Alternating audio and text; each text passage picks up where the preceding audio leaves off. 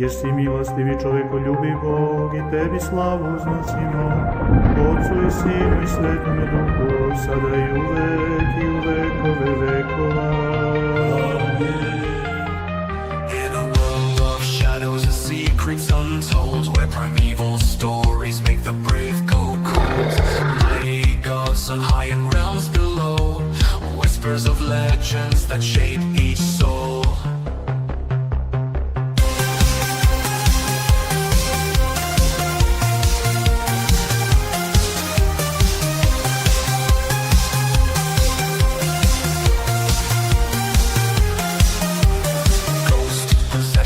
And nightmarish dreams, cryptids lurking, nothing's as it seems. Giants walking, angels and demons fight.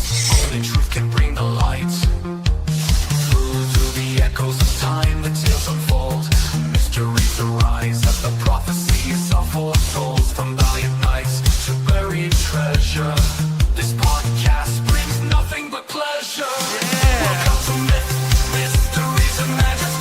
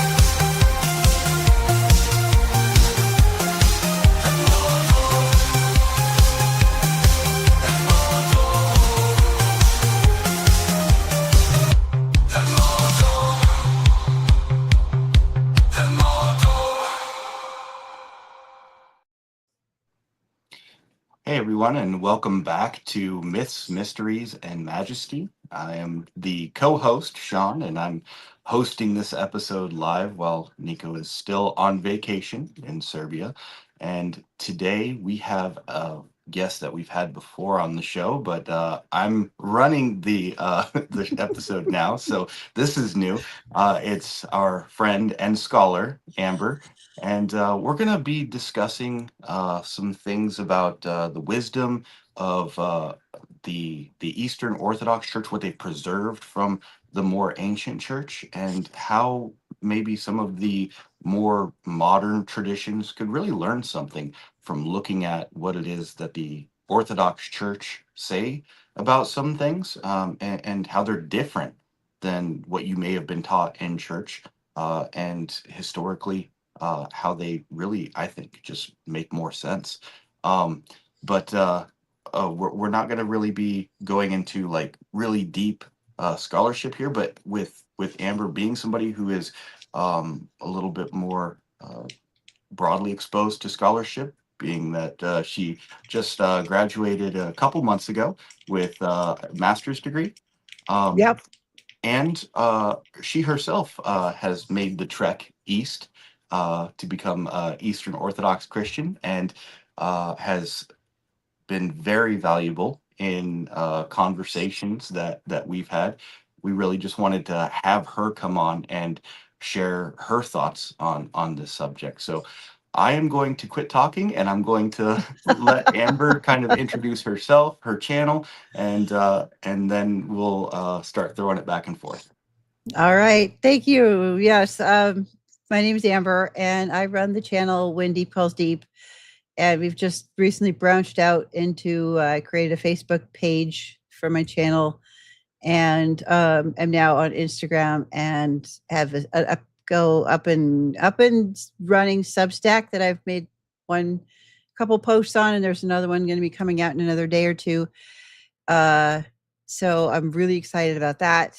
and did just a lot of, now that I have time and am freed up and have the chance to be more creative and lean into a lot of that stuff that I learned, and really get into and exploring the wide open space that is orthodoxy.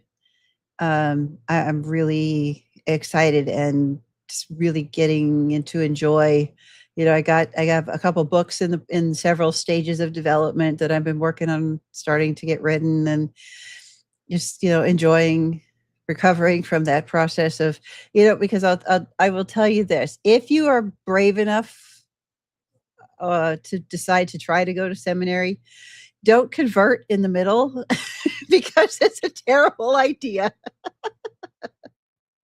I can imagine it would be it can be not only frustrating trying to reorient yourself to that's the title of the episode, reorientation, to reorient yourself to a new worldview, but also trying to deal with the what do you call it, the intellectual integrity of, now I'm taking up a different position than maybe I was earlier in my scholastic career. And so I can imagine that there would be some tensions, and also I know that the Eastern Orthodox Church is one of the few churches that still have a rigorous catechism process, Mhm. and so I can imagine that not only took a lot of time, but probably weighed or had a significant toll, weighted toll.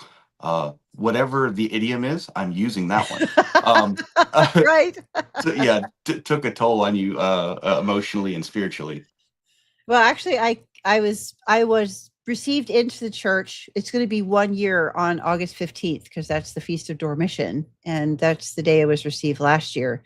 And then 2 weeks later started my final year, and my thesis, that was my thesis writing year. So I did all the catechism process stuff before, in the second year of seminary, and then decided to go ahead and jump in to get received into the church, and trying to be a newbie to learn the ropes at the same time as I'm also trying to digest and break down complex Orthodox theology that's way above my head at the same time. I am surprised that I survived because it was like, having to interact with, approach Orthodox scholars and be like, I need help with this. And I got to have some amazing conversations. But they're like, oh yeah, well, just go read Saint Maximus the Confessor. And I'm like, you don't start patristics with Saint Maximus the Confessor. There's a whole line of guys that you have to read before you get to Saint Maximus. You can't just end Saint Gregory of Palamas. They're like, you need to read these two. Like, I am still struggling with Saint Athanasius. So let's just like slow down a little bit. But I had to, because of my thesis work, I had to get into that really deep stuff. So, I was just kind of like, I have no idea, but I'm pulling out just enough that I hope I understand to talk about the incarnation, which nobody understands. And I'm just like, how do I learn? So here's me, brand new. I know nothing, trying to break down and understand and get my head around tracing the path of divine condescension and divine ascension and theophanies and pre-incarnate Christ without being a heretic. And I'm just like, this is insane. And so I don't recommend it for anybody else, because by the time I got to the end of the graduation, I was just like so done. I'm like, somebody has to tell me like everything, like how to tie my shoes and everything, because I'm so exhausted. Like, I'm just done. And it was, but it was fun. It was amazing. And I really, yeah, that is not the best ideal path for your sanity nor your exhaustion level, to try to write a thesis and learn the first year of everything you need to learn coming into the Orthodox Church. So, yeah, it was pretty crazy. And I know Orthodoxy is different, obviously, than Latin Rite Catholicism, Mhm. even Latin Rite when St. Thomas Aquinas was writing, that Mhm. still would have been quite divergent. But I do remember a nun who was a Dominican uh, talking about Thomas Aquinas reading the Summa, and she said something that I thought was very funny and very pertinent to what you were saying. Was I would read Thomas, and he would explain something, and it sounded like, "Oh my goodness, I finally understand it. You've explained it so well." And his next sentence would be, "And that's a heresy." Um, and so as you were saying that, I was like, okay, I can kind of relate to that by this other story that I've heard, and also something that you said that maybe our listeners won't know is, you said that you can't start with St. Mhm. Maximus. You have to go back Mhm. earlier, and this reminded me that Orthodox theology, uh, to my frustration, is not a systematic theology that you can just buy a book No. and learn everything about. Um, No. they have something called the phronema, right? And Yes. what exactly is this, and how do we understand learning about the mind of the church? Okay, so this is one of those things that's really hard to explain because it's something you have to gain by experience. So let me back up and start with all Orthodox theology comes from Trinitarian Christology. Like we don't really even break those two apart. Everything starts with the Trinity in Christ. And we don't really have any other ology distinctions underneath that. When you're in a pure Orthodox conversation, you rarely hear words like ecclesiology, eschatology, soteriology, all those ologies.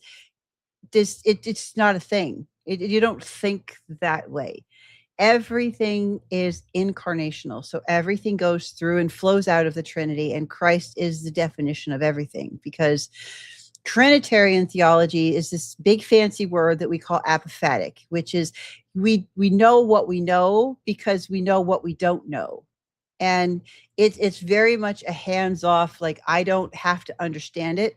I know I can get as far as I know, but I know more about what I don't know.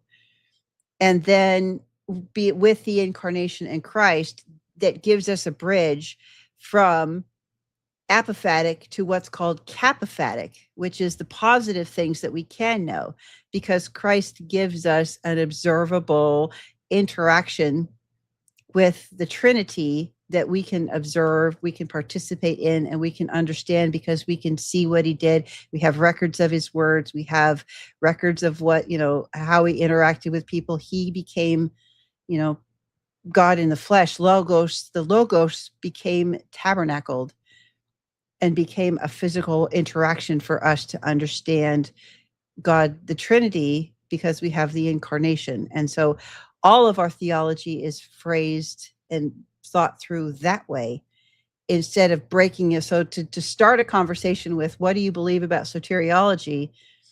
In the Orthodox mind, we're going to look at you and go, well, what about Jesus? Because that's where it all starts, is there. So you have to really back up, and you have to, and to steal an analogy from a mutual good friend of ours, you have to think about it this way. So if I'm going to give you, Shaun, I'm going to hand you this thing, and you have no clue what this thing is, right? You have no concept, no word for it. You've never seen it before. You've never interacted with it before, right? Western mind, Western thinking, Western systematic theology is going to take this, and it's going to completely dismantle it, take it apart, and dissect it to understand the mechanics inside, define everything they can, categorize everything they can, and really try to mentally figure out all of it and try to, just they know as much as they can by breaking all of it down. And in the Eastern Phronema, we're going to take that and we're going to wander around with it until we find something else that looks like it, put it back where it belongs, and then watch what it does. And so at the end, what you end up with in the West is a dissected frog. And in the end, in the East, what you end up with is observing live frogs the way that they're meant to live. And so it's a very different approach to trying to understand something instead of breaking it down into categories. And by the end, you end up with a dead thing.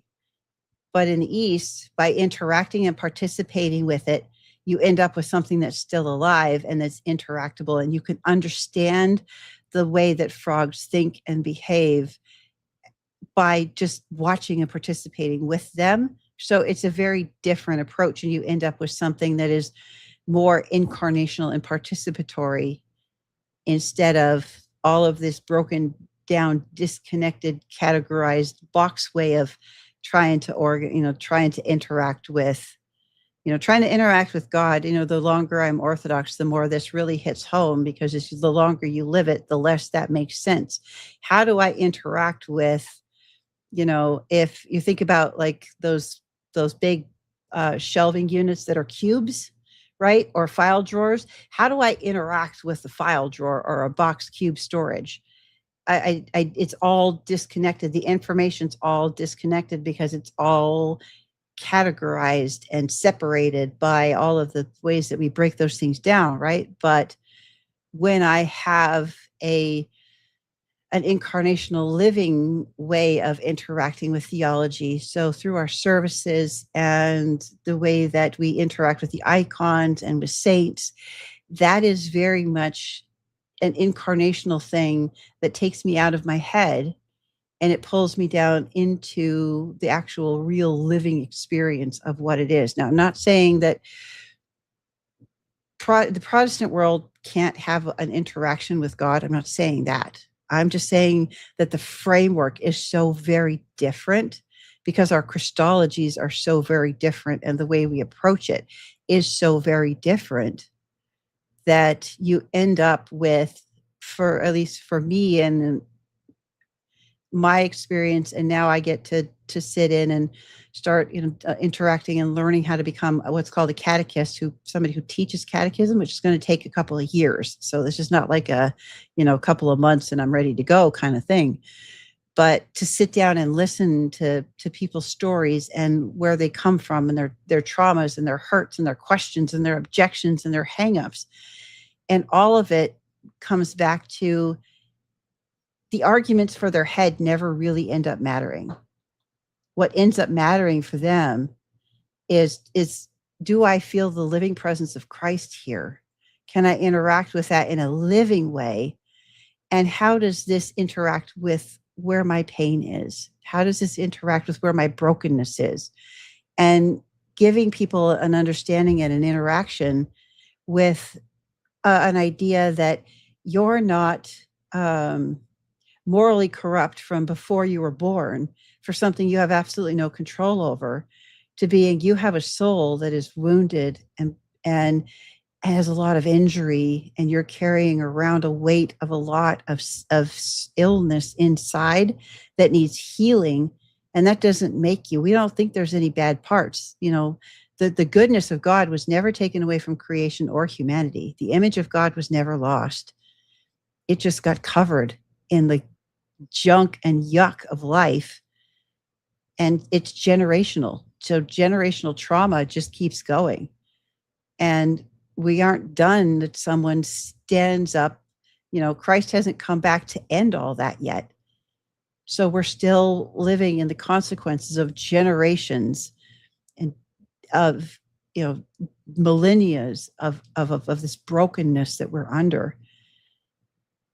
And this in Orthodox Church and the way that we view our faith allows us to step into really understanding how the church is a hospital and gets deep down into those wounds and allows you to open those up, and in the presence of Christ, and by taking the Eucharist and participating in all those things, it really, because we take it very seriously. And when like St. Athanasius says, that which is not assumed is not healed, Christ gets in the middle of those injuries and heals them from the inside out by assuming them, taking them on, and going through them with us. So we have to, like I'm experiencing, and a lot of the, just a lot of people that I know, you go through these phases where you have to deal with some really difficult life stuff, because you have to go through it again with Christ walking with you in that to heal that. He goes through and experiences it with you, because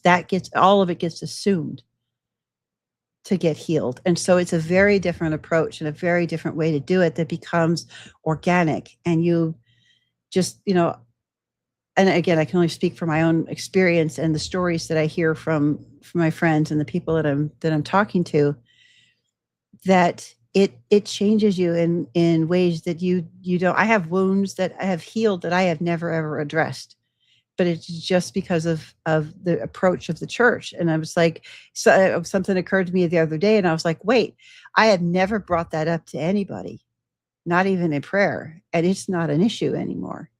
And it was just completely, and I was shocked because it was a very deep wound. And I was like, so it's just such a different approach of the way that we said we are, Christianity is who we are, but orthodoxy is the way that we live. So I have multiple uh, things that I want to go off of that. But first, I want to bring up. Let's see here. Deborah had a question. Who is Saint Thomas? Now I don't know if she's referring to Saint Thomas Aquinas, who's what I said, or if you had mentioned a Saint Thomas. I don't remember you saying Saint Thomas. I remember you We saying have, Athanasius and yeah, Gregory we of have Nazianzus. we have a Saint Thomas, but Thomas Aquinas is not a saint in the Orthodox Church. No. So he is not my Saint Thomas. So I'm guessing that's probably a question for you, Yeah. because he's not a saint for me. Okay, so Saint Thomas Aquinas in the Roman Catholic Church in the Latin Rite was probably one of the greatest philosophers of the High Middle Ages. He came after Occam, and he was right before Scotus, and he had written the uh, Summa Theologica and the Summa Contra Gentiles, which are two theological works, one dedicated to a systematic understanding of the Christian life, and the other was basically an apologetic book on not apologetics in the way that you think of, like Alvin Plantinga and those kind of things, but more apologetic as in how do we take the Christian life and package it and explain it in a way for the pagan to understand. And he was very smart, but he was kind of spearheading a rebirth of something called nominalism, which I think is one of the bigger problems of the Western mindset. Which, for those of you who don't know, nominalism is the idea that all that exists is matter, and that the categories by which we see things are useful mental fictions that we Mhm. impose upon the world in order to for our brains to be able to make sense of what's happening, but that those categories don't actually have any substance to them, so that the similarities, the common properties between two different dogs are just kind of coincidental. Mhm. And so our mind tells us that those are both dogs, but there's no substantial nature underlying Mhm. the fact that they're both dogs. The opposite of that is what every intelligent person, probably from the time of the beginning of philosophy and until then, had espoused, which is realism. And the only reason that I know so much about this is because Troy has poisoned me with Nathan Jacobs, and now I am so deep into that rabbit hole. But I'm a huge philosophy nerd, and I love that. Um, but I do wonder if the reason for the deficiency in the Western thinking Mhm. um, is because we assume, maybe because of our nominalism, maybe because of the empiricalism, that what a thing is just a summation of its constituent parts. And so you can Mhm. explain what a thing is just by looking at what it's made of. Um, and this really just breeds materialism, because you're saying Mhm. that the only thing that identifies what it is what it's made of. And Mhm. I don't really know how, if that's true, I don't know how you don't go, well, ergo materialism, Mhm. because you don't have any assumptions that are front loaded on that would allow you to divert around it at all. And I think that's why materialism is so prevalent in the West.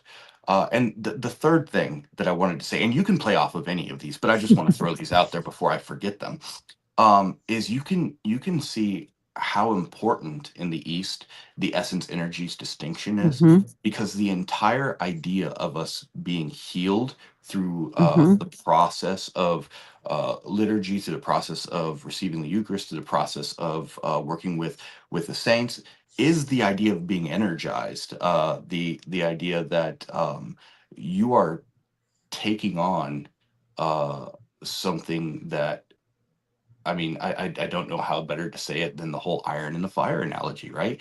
Mm-hmm. That you are like iron and you are being heated in a furnace, and you are taking on something that doesn't naturally belong to you, but for what you were intended for. And so you are able uh, to receive this energy, and you're able to hold this energy, and you're able to transfer it. I think, was it Paul says that we are like clay vessels that are holding like Mm-hmm. treasure. And I don't know what else he would be pointing to except to that idea that we are vessels for the what Peter says is participation in the divine nature.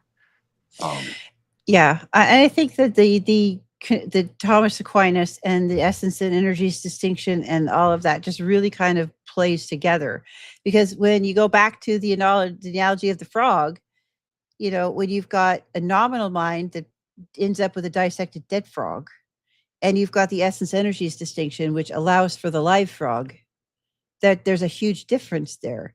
And Western Protestant theology, most of them, so I'm going to actually be a little bit more precise and just say like non-denominational evangelicalism, okay? Because Lutherans and some high Anglicans and a few others have less of a problem with this than your typical, non-denom evangelical does. That's the world I come out of. That's the world that I know. So that's the world that I speak to, right? So when you have zero ability and exposure to this idea of the essence energies concept, and the way that you have a very hard time getting over that nominalist systematic break between us and God. How do you interact with something that's not material, right? You don't have a bridge there, because you don't have a way to interact with God. And that's where the essence energies distinction is really important, because because we are not nominalists. And this is a very hard thing to shed coming out of a Protestant Western background. I still struggle with it a lot. But, the longer, it's one of those things, the longer that you're in and the more you just live it, the more it just kind of goes away. But, if in not when with a nominalist mind, oh, God is almost not real.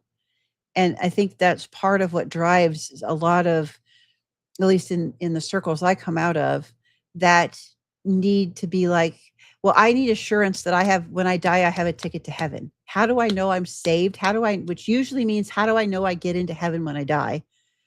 If your connection to the divine is broken with nominalism, because it doesn't really exist, because you can't see it, it's not an observable form, it's very hard to bridge that. And so there's that anxiety.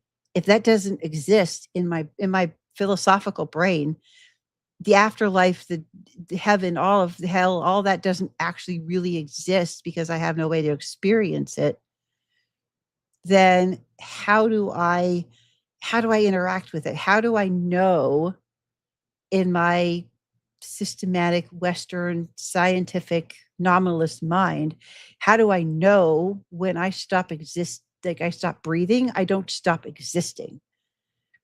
And when you have the essence energies distinction, and you don't have that nominalistic categorized breakdown of the dead dissected frog, it's much closer to the ancient Near East understanding that the spiritual and the physical realm is the same thing. There's not a break. I can't have my day-to-day life and my spiritual life. That's ridiculous. That's not a thing. So I'm very sorry if you're still like in that and stuck in that. But understanding that everything that I do, what I just had for dinner before we started live streaming, affects my spiritual connection to God, is a radical shift. And it shatters the nominalist understanding, because everything I do now not only affects everything now, but it affects everything in the entire span of my life. So my now affects my past, my future, like all of it is now. And that's a very different concept, a very difficult concept for a nominal systematic mind to get your head around. The concept of everything is spiritual and everything is now. And so you have with that, but that's part of wrapped into this bigger Trinitarian theology, which is held in the essence energies distinction, because the essence of God. So, okay, let me help linguistically. Let me help people kind of a little bit with some of these conversations, okay? Because we just talked about this last night in catechism class with the new group of catechumen. Okay, so when you're in a conversation with someone who's Orthodox and they're talking, they start getting into person and nature conversations, which is very much with the essence energies distinction. When you have to think of the what is the nature or the essence, it's ousia in Greek, same word. So, it's the same, the interchange essence and nature, same word, ousia in Greek. Okay, but that's the what. And then the who is the person. Right. So Shaun, you have an ousia, but you are a person. Right. And those things are held together in those energies. And the energies are the thing that lets us interact with the essence of God, which is something that we cannot interact with. There is a difference in essence of God's nature and our nature. And you need those energies, which are those graces that allow us to interact with God. And that's about as far as I understand. So I can't get too much deeper into it other than, and this is why you'll hear in the Orthodox world, when you start getting into the fight between Calvinists and non-Calvinists and whatever, and like the distinctions of grace, and we're just throwing up our hands going, grace is grace, people, because grace is an uncreated energy of God. Well, that's also where they would have a distinction, because they would say that grace is a creature. Right. And to us, that's blasphemy. Like that's crazy. And that's been one of the funnest things for me to untangle and to be like, okay, grace is grace. Grace is uncreated, and it's not limited to whatever little old definition of grace that I have. Grace is so much bigger. Grace is cosmic. Grace is an energy. Grace is what allows me to interact with God the Father, and to interact with this Holy Spirit, and to interact with Christ the Son, because of grace. And I can't. It's one of those unexplainable things that, like, the scope of grace, I'm still a newbie who knows nothing. And my scope of grace has gone, it's gone from the size of Mercury to the size of Jupiter, right? In my understanding of it. And I still know nothing. And it's just like, but to understand, and this is one of the things that I started learning early first, before that, was my understanding of mercy. And I remember I was sitting there, because you sit through, we have what we call litanies, which are the prayers, the public prayers that we do throughout the services. So the deacon will read a part, and then we respond, Lord have mercy. And then the deacon will read, and then we respond, Lord have mercy. So all those things, they're all those prayers that we all echo his prayer with, Lord have mercy on that thing you just prayed for.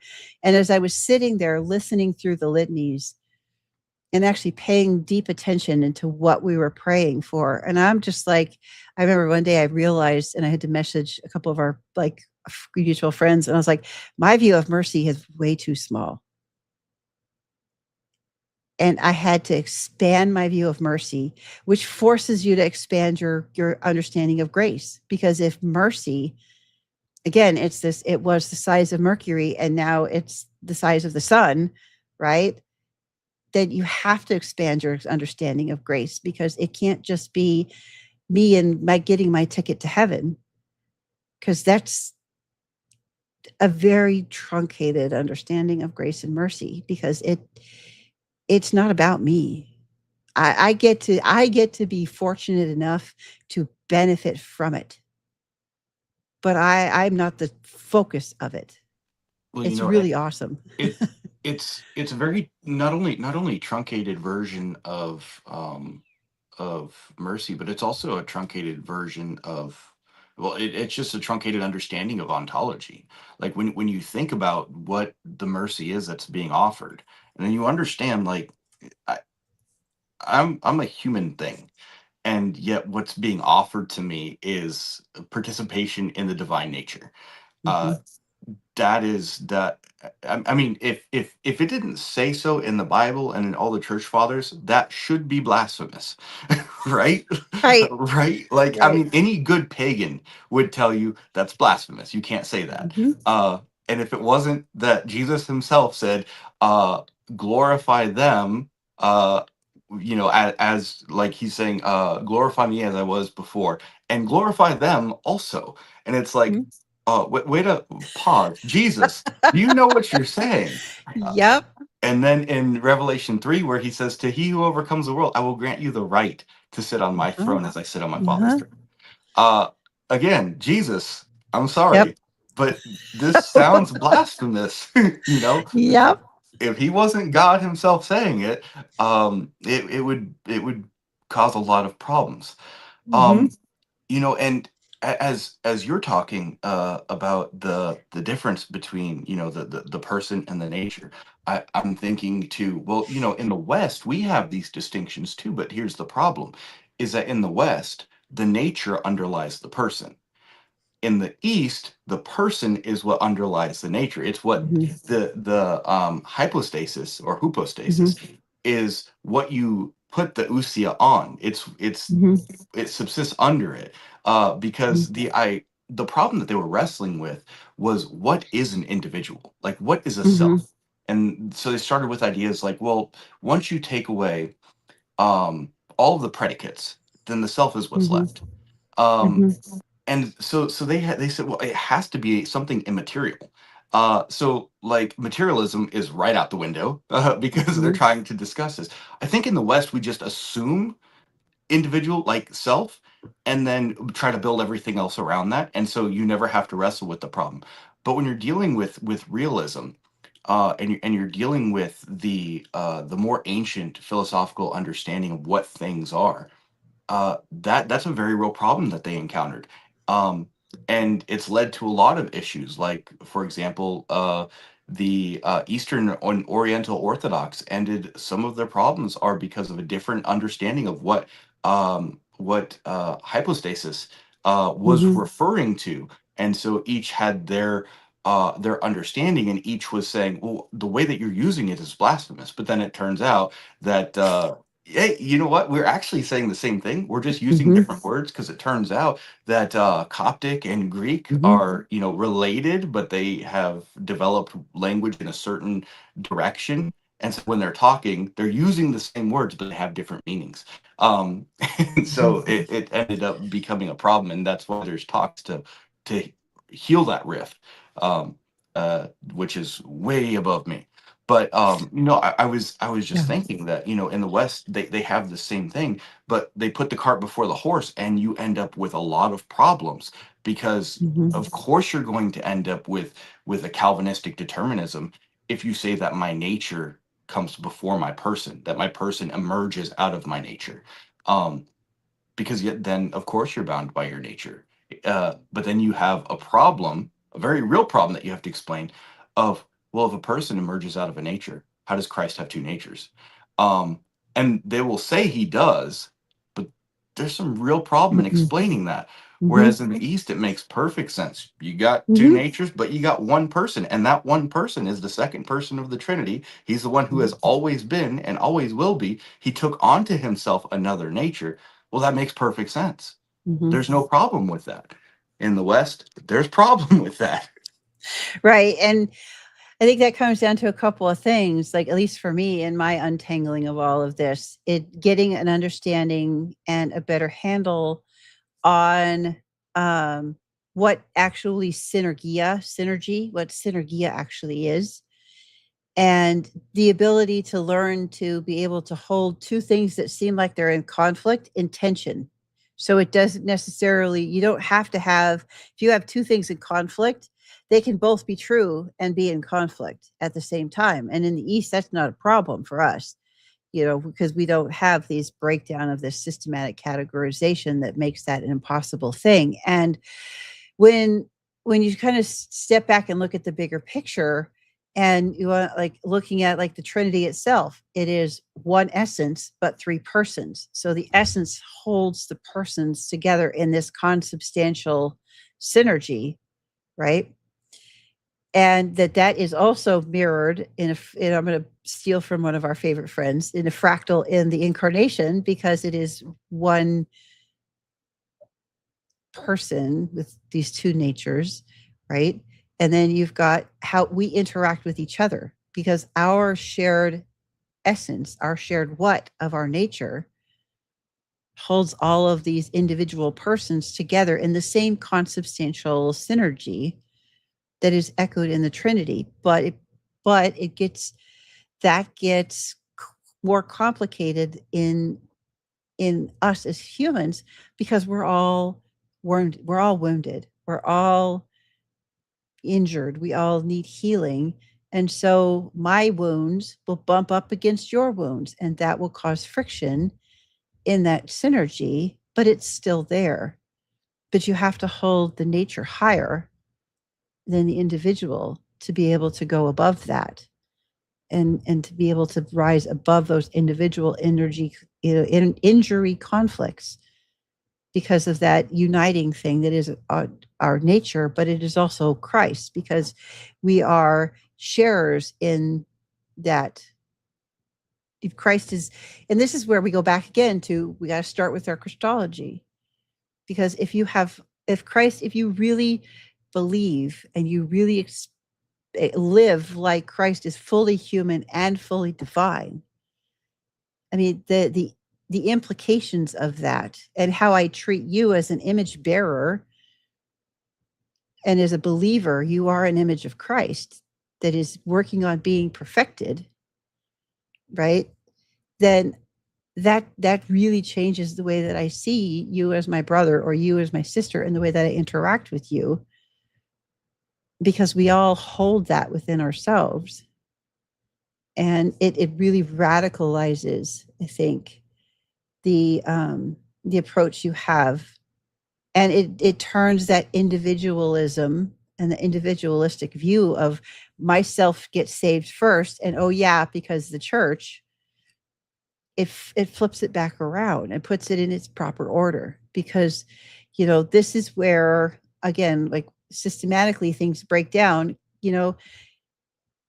Calvinists aren't wrong that it's just corporate election, but it's not in the way that they think it is. It's not this, we think about it this way. So in our version of the corporate, I don't like the word, but we'll use it because it's a Western term that we're familiar with, right? So you think about this more like a forest of redwood trees. And if you've seen redwood trees before, and there's other trees like this, but I'm more familiar with these than others, so it works better for my telling of the story. But their roots don't go really, really deep. What they do is they interconnect and make a web with all of the redwood trees around them. So it's not just one tree standing with really deep roots against whatever hits it, which is the Western understanding of person. But in the East, it is, you are part of an interconnected web that if one tree falls, you're going to see several trees around it fall, or they're going to be leaning because they're all bearing the weight to hold the one tree that's going to fall over up. And if one goes down, everyone goes down around it. But in the way that I think non-denom evangelicals function, that they think of this corporate idea as a table full of potted bonsai trees. So I don't really ever touch you. I really am an island unto myself, but the whole table goes together. But it's a table of individuals and not an interconnected common nature that I choose to participate in or not. And if that's the way that it is, then how is rejoice with those who rejoice and weep with those who weep anything other than just a performance? Because you're not really connected with them. It's just you choosing to put on this performance, right? Or you exercising some form of like altruistic empathy, but you're really you're not connected to them at all. Yep. And I want to go back to something else too with the nominalism, because you hear a lot of like the background that I came out of. Okay. And a lot of us had really severe hangups with icons and saints. Like that is the two biggest major sticking points that you hear from people with the East and the Eastern Church. And most of the time people are pounding on sola scriptura. This isn't in the Bible. Show it to me in the pre-Nicene Fathers, because if it's not there, it's a corruption. It's like all this other, it's script, like, right? It's a script that everybody has. All of you coming out of this, I had the same script, and I got that pounded out of me pretty heavily by some pretty heavy hitters, some people, and both in my parish and some of the mutual friends that we have, really wrestling this through with me. And it goes back to, Shaun, a nominalistic understanding. Because you can't be a reflection of something bigger that is abstract if you're a nominalist. So you have a major problem with icons being able to let you interact with Christ and saints who in a nominalist framework cannot exist. So you are worshiping a dead piece of wood. But if you're not looking at it as a nominalist, and it is just a channel, it is a grace, it is an energy that allows us to interact with the divine. And saints are part of the divine grace. That is how we are able to interact with them, is through this divine grace, right? That's how they are able to communicate with us. And so icons and prayers to the saints, which people really at first have, problems with, because that's not a thing, it's not in the Bible. That's not really people's objection with it. People's real objection to that is a nominalist framework, which if it doesn't exist in front of me, it doesn't exist. So I can't interact with a dead saint, which we don't think that they're dead. I think the Bible's pretty clear about that. I can't interact with a dead, with something that's not real, that's not dead. If I'm a nominalist, that is a barrier that is very hard to break through. And icons, and it even causes problems with your ability to even pray. And why so many people struggle with their prayer life. I mean, all of us struggle with our prayer life. I'm not saying if you become Orthodox that you never struggle with your prayer life. It's not what I'm saying. But there's an extra barrier there if you're a nominalist. And why does it, you hear it a lot, Shaun, why do prayers get stuck in my head? Why don't they go anywhere? Why aren't they getting out of my head, out of my house, and going to God? That's because you're a nominalist. It's stuck in your head because that's the only place it can exist. And when you remove that barrier, then it's a whole different struggle in your prayer life. But well, I wish our friend Troy would be able to be here just so I can, because you brought me into something that I've heard before, and I would love to see Troy just react to this, because he would explode in the way that only Troy can. With this little happy dance, yes. So how often have you heard when somebody says, well, why should we pray? The answer is, well, God commanded you to. Right? That is not, I'm sorry, that is not an answer. That is not an answer. that is just stupid sophistry. It's not an answer. That's a Pavlovian response, is what that is. Yeah, it's conditioning. Yeah, Mhm. and Yeah. that's Uh, ridiculous. and you see, this is why nominalism is such a huge problem. And when you put nominalism into faith alone, grace alone, scripture alone, all of those five solas, and you stack nominalism on top of it, you're in a pit you have extremely difficult time digging your way out of. You know, this is where people misunderstand the Orthodox critique of the concert and the TED Talk. People on a surface level get offended that it's, but if you look at that through a non-nominalist framework of what is happening in a Protestant, in a non-denom evangelical, framework, it's very disconnected and it can't go anywhere, because in a nominalist framework, you're only worshiping what's in front of you. And what's in front of you? The worship band and the preacher.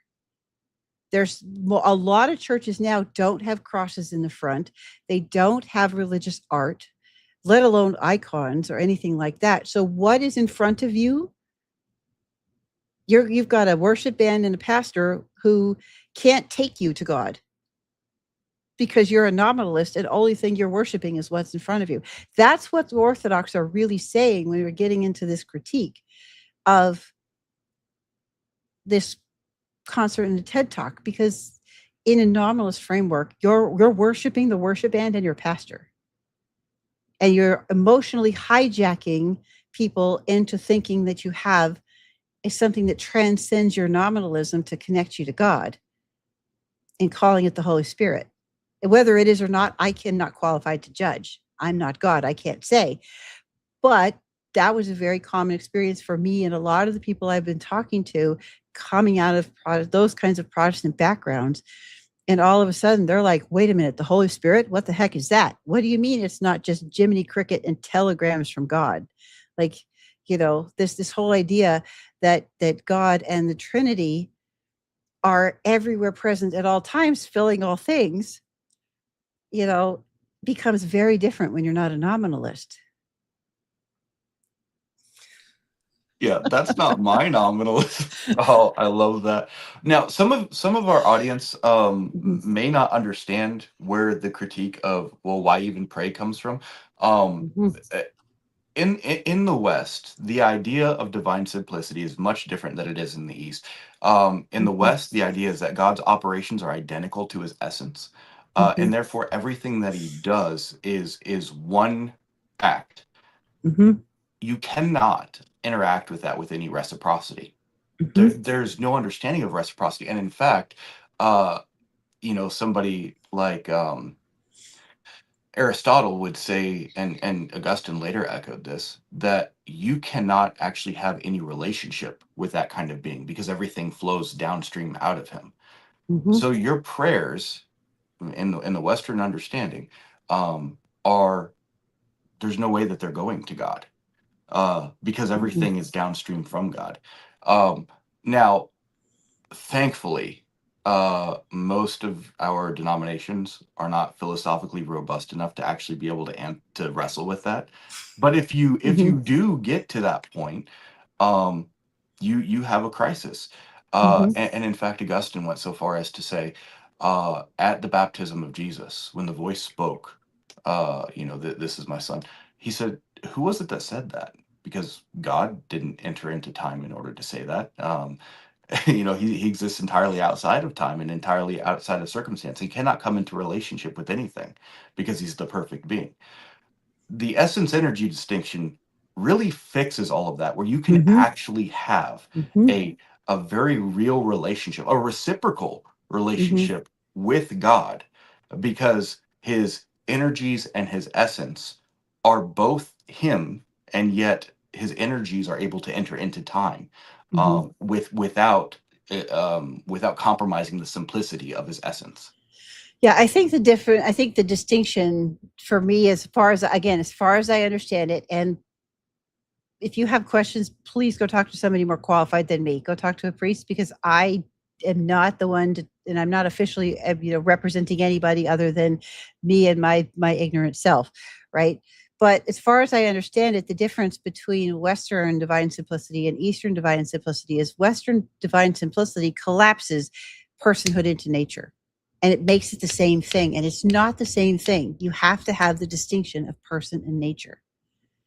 Those are that is a crucial thing. And then you get to hear, I heard people like Dr. Ryan Mullins talking about like time is an attribute of God, which doesn't make any sense because time is an energy that allows us to interact with God. So to make it an attribute or one of the essences of God makes absolutely no sense.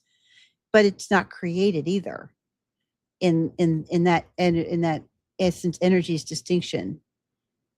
But Right. we experience time as a created reality because we are created beings. But that doesn't necessarily make time created. It just makes our experience with it as created beings. And that's a very hard distinction for people to be able to make and to separate. Time isn't really created, so time doesn't really exist, except we experience that it does because we are created. And Now, to a Western mind, that's just like, huh? What? to give the reluctant theologian credit, because I do love Dr. Mhm. R.T. Mullins, he what he would be doing there by saying that time is an attribute of God is trying to, it's almost like he's copying orthodoxy's work. He's looking over at what orthodoxy is doing and he's like, okay, so I put this here, and the attributes of God would be the Western equivalent to the energies of God, except for the fact that they collapse it all into the essence. Mhm. And so it's almost like, um it's almost like this is it's I don't want to say it's a game, but it's almost like a farce where you're going to explode out all of the simplicity of God into Mhm. these fictional structures that really cannot exist because God is simple, and you're going to Mhm. place time as an attribute of God and then recollapse it back into the essence and say, see, it's just one thing. Well, Mhm. you've done something here that affects the singular essence of God, where now you're putting parts in there that cannot be in there because Mhm. God can't have parts and be simple. Yeah. But he's trying to locate it into what the Western equivalent of the energies would be, which is the operations, but that makes it identical uh, in the Western theology to the essence. So you have to call it an attribute. In the East, uh, they don't even really discuss the attributes of God except for apophatically, Mm-mm. right? Yep. Because you can't know the You, attributes apart nope. from the energies, because that's the Yeah. only thing that we could experience. Because, like, Right. I can't know Amber in your essence. I can only Right. know you in your energies, and that's how I interact with you. Um, so yeah, I think, to be fair to him, Yeah. he's trying to do that, but in the West, it runs aground very fast.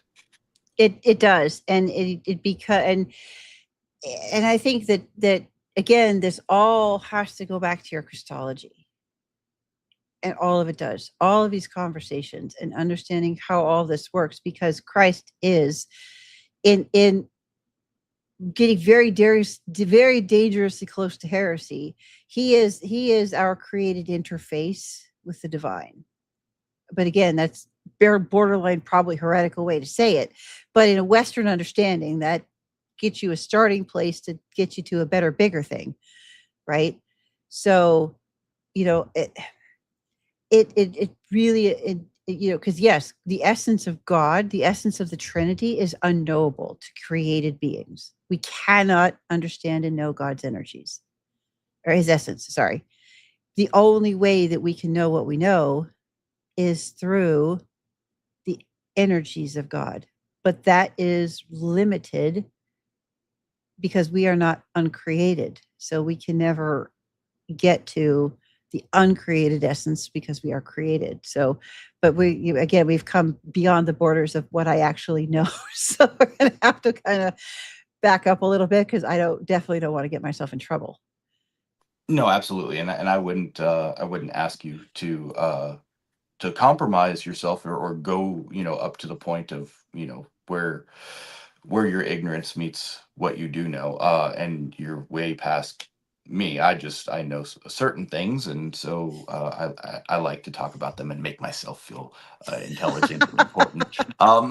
But yeah, no, I think that we're wading into territory that may be over a lot of people's heads, and we may end up losing some of the audience. Um, but you had talked about Luther, Mhm. and you had said that uh, prior to that, even that the image of God was covered, but it wasn't lost. It Mhm. was buried. And Luther, interestingly, used a similar analogy in the exact reverse way. He said that we are like dung or snow covered dung when we are covered by the grace of God. And so in the idea of the image being buried, it's dung covered snow.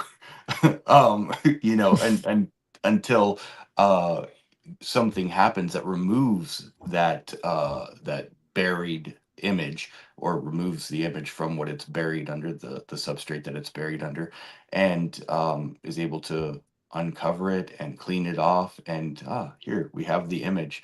um Troy and I had a conversation that was recorded, and I think it aired last Friday, Mhm. um where we discussed the difference between the image and the likeness, and how Mhm. the image was never lost, and yet the maturity of man is moving towards the likeness of God, and that this is the process of theosis, Mhm. ultimately, is to become like God.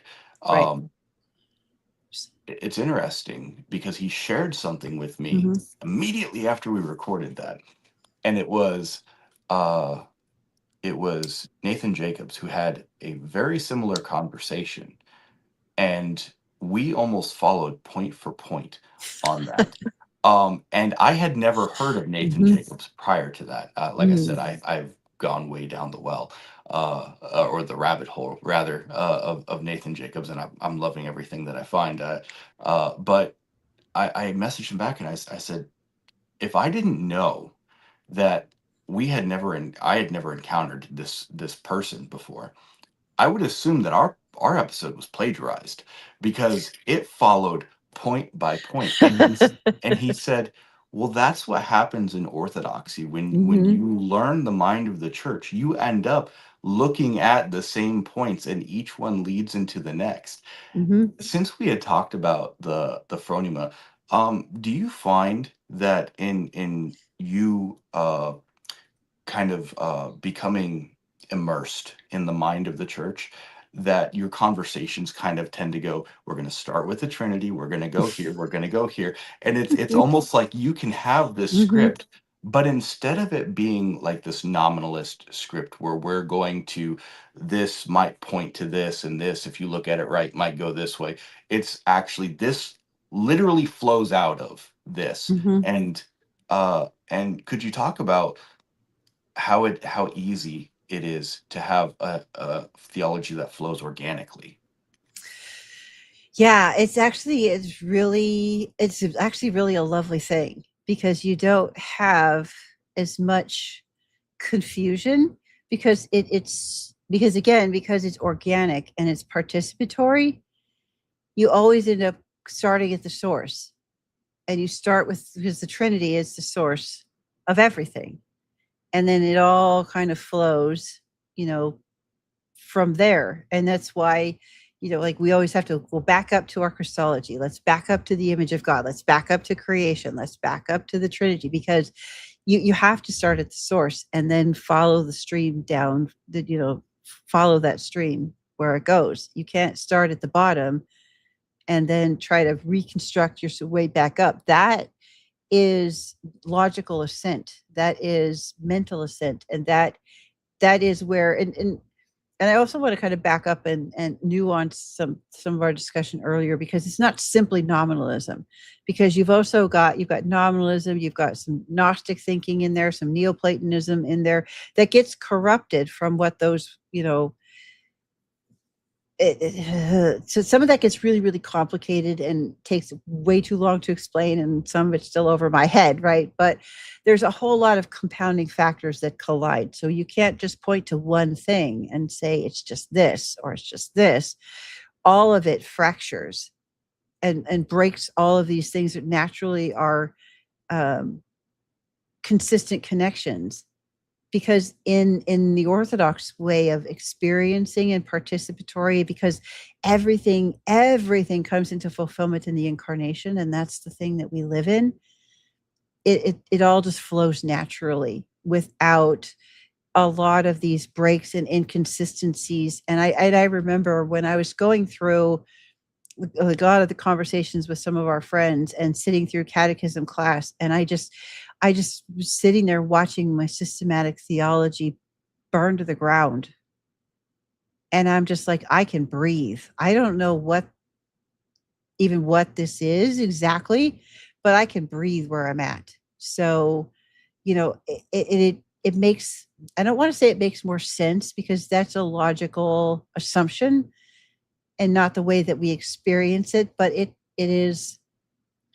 becomes your lived experience. And so it just is a natural, you start at the beginning and then everything flows out of that, because, the Trinity, and it's like, you can't explain it, but that's why we have things like the Nicene Creed that lay that out so beautifully, and why it flows in that order.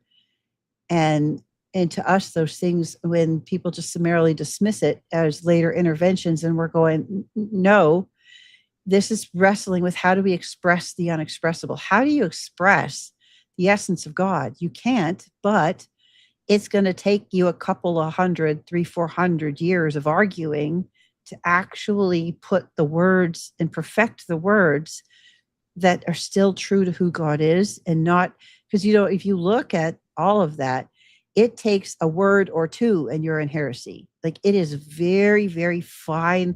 That is a very narrow path to walk. And that's one of the things that I learned the hard way in my thesis work, and my Orthodox scholars that I was talking to, and my own clergy, and one of my poor deacons spent a lot of time with me. And as I was asking him questions and explaining I got to read almost instant look on his face. And I was like, uh-oh, what did I do? What did I say? How did I express that wrong? Because it is such a narrow, fine road to not, because you can end up in all those 7 ecumenical councils are dealing with people who misstepped just a little bit, and it drifted off into a train wreck. Well, and so, maybe in order to relieve the consciences of some of the people who were listening, the Nicene or Niceno-Constantinopolitan Creed was not created for the purpose of exposing people who had a wrong understanding. It was created for exposing false teachers who wanted to try to fly under the radar. So the creed, the specific language is intentional. And it's very intentional that it's would be super easy to step into a ditch on the left or the right. The reason was because they were combating so many heresies of people who tried to say, look, I'm just like you. It's not exposing the flock. That should be Right. dealt with pastorally. Right. It's exposing false teachers who are now raising up another flock, another church. And it's to protect those people who are in that church from false teachers. Because we had a problem with Nestorius, right? Nestorius, I think he was at so he thought that, hey, we're cool with Chalcedon, like yeah, we can totally affirm that. And they they were like, no, Chalcedon was held for the purpose of like saying, no, you, or maybe it was Ephesus and Constantinople. But it was one of those that they were only like 20 years apart. And so they were like, hey, this is held because of what Nestorius said. I think it was Ephesus and Constantinople.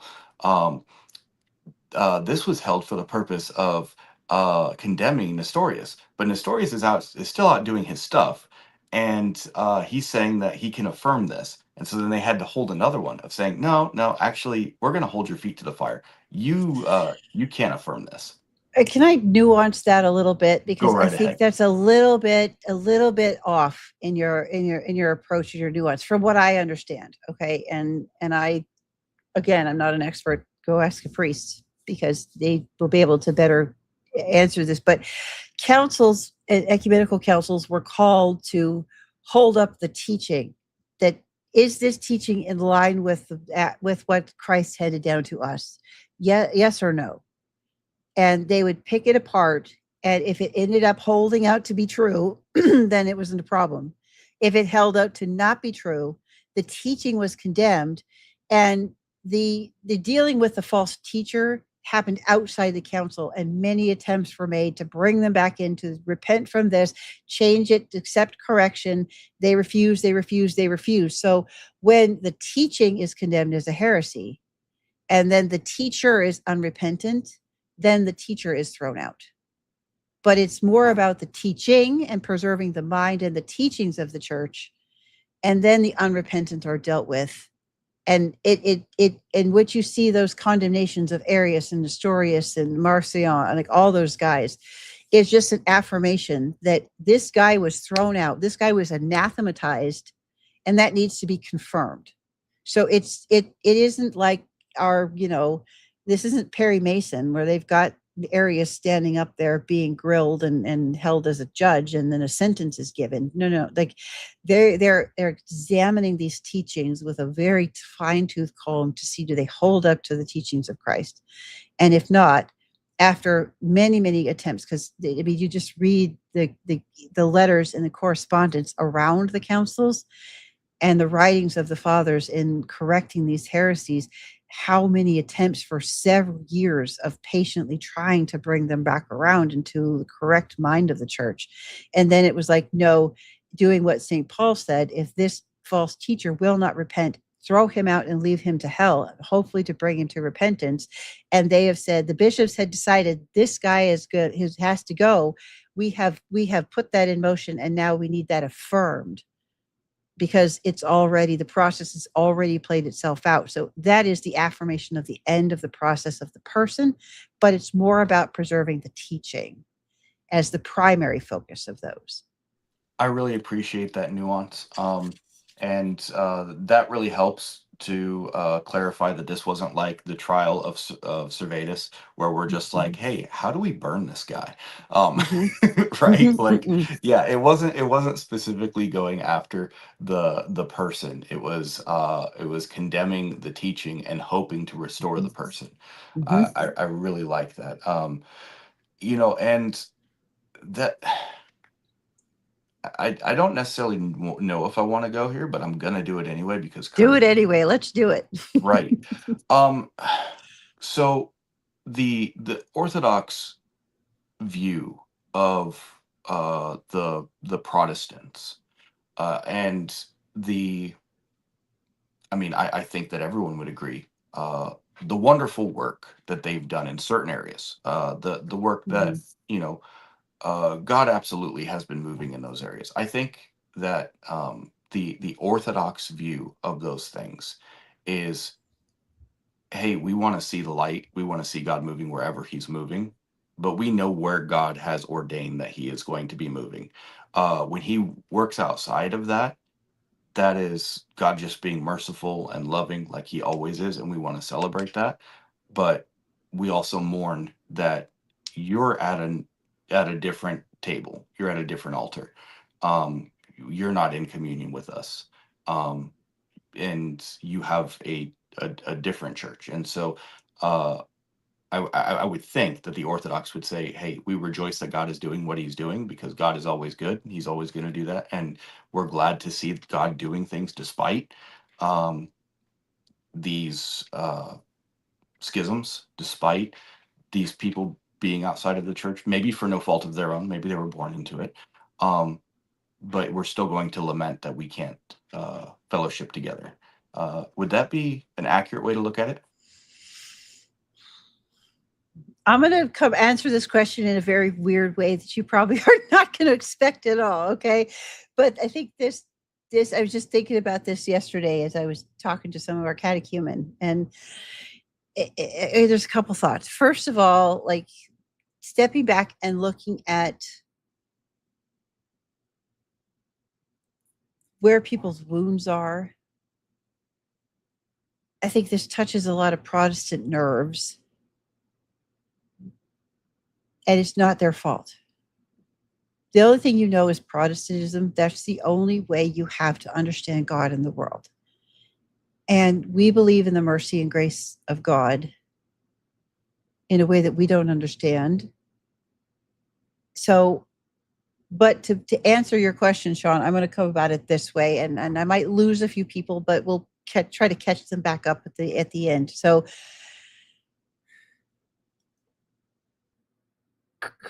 creation, there is a natural created order, and the way that the world was created to function. And everything in that God created and deemed good. And when humans were introduced into it, it was created very good. It was never named perfect, but that very good.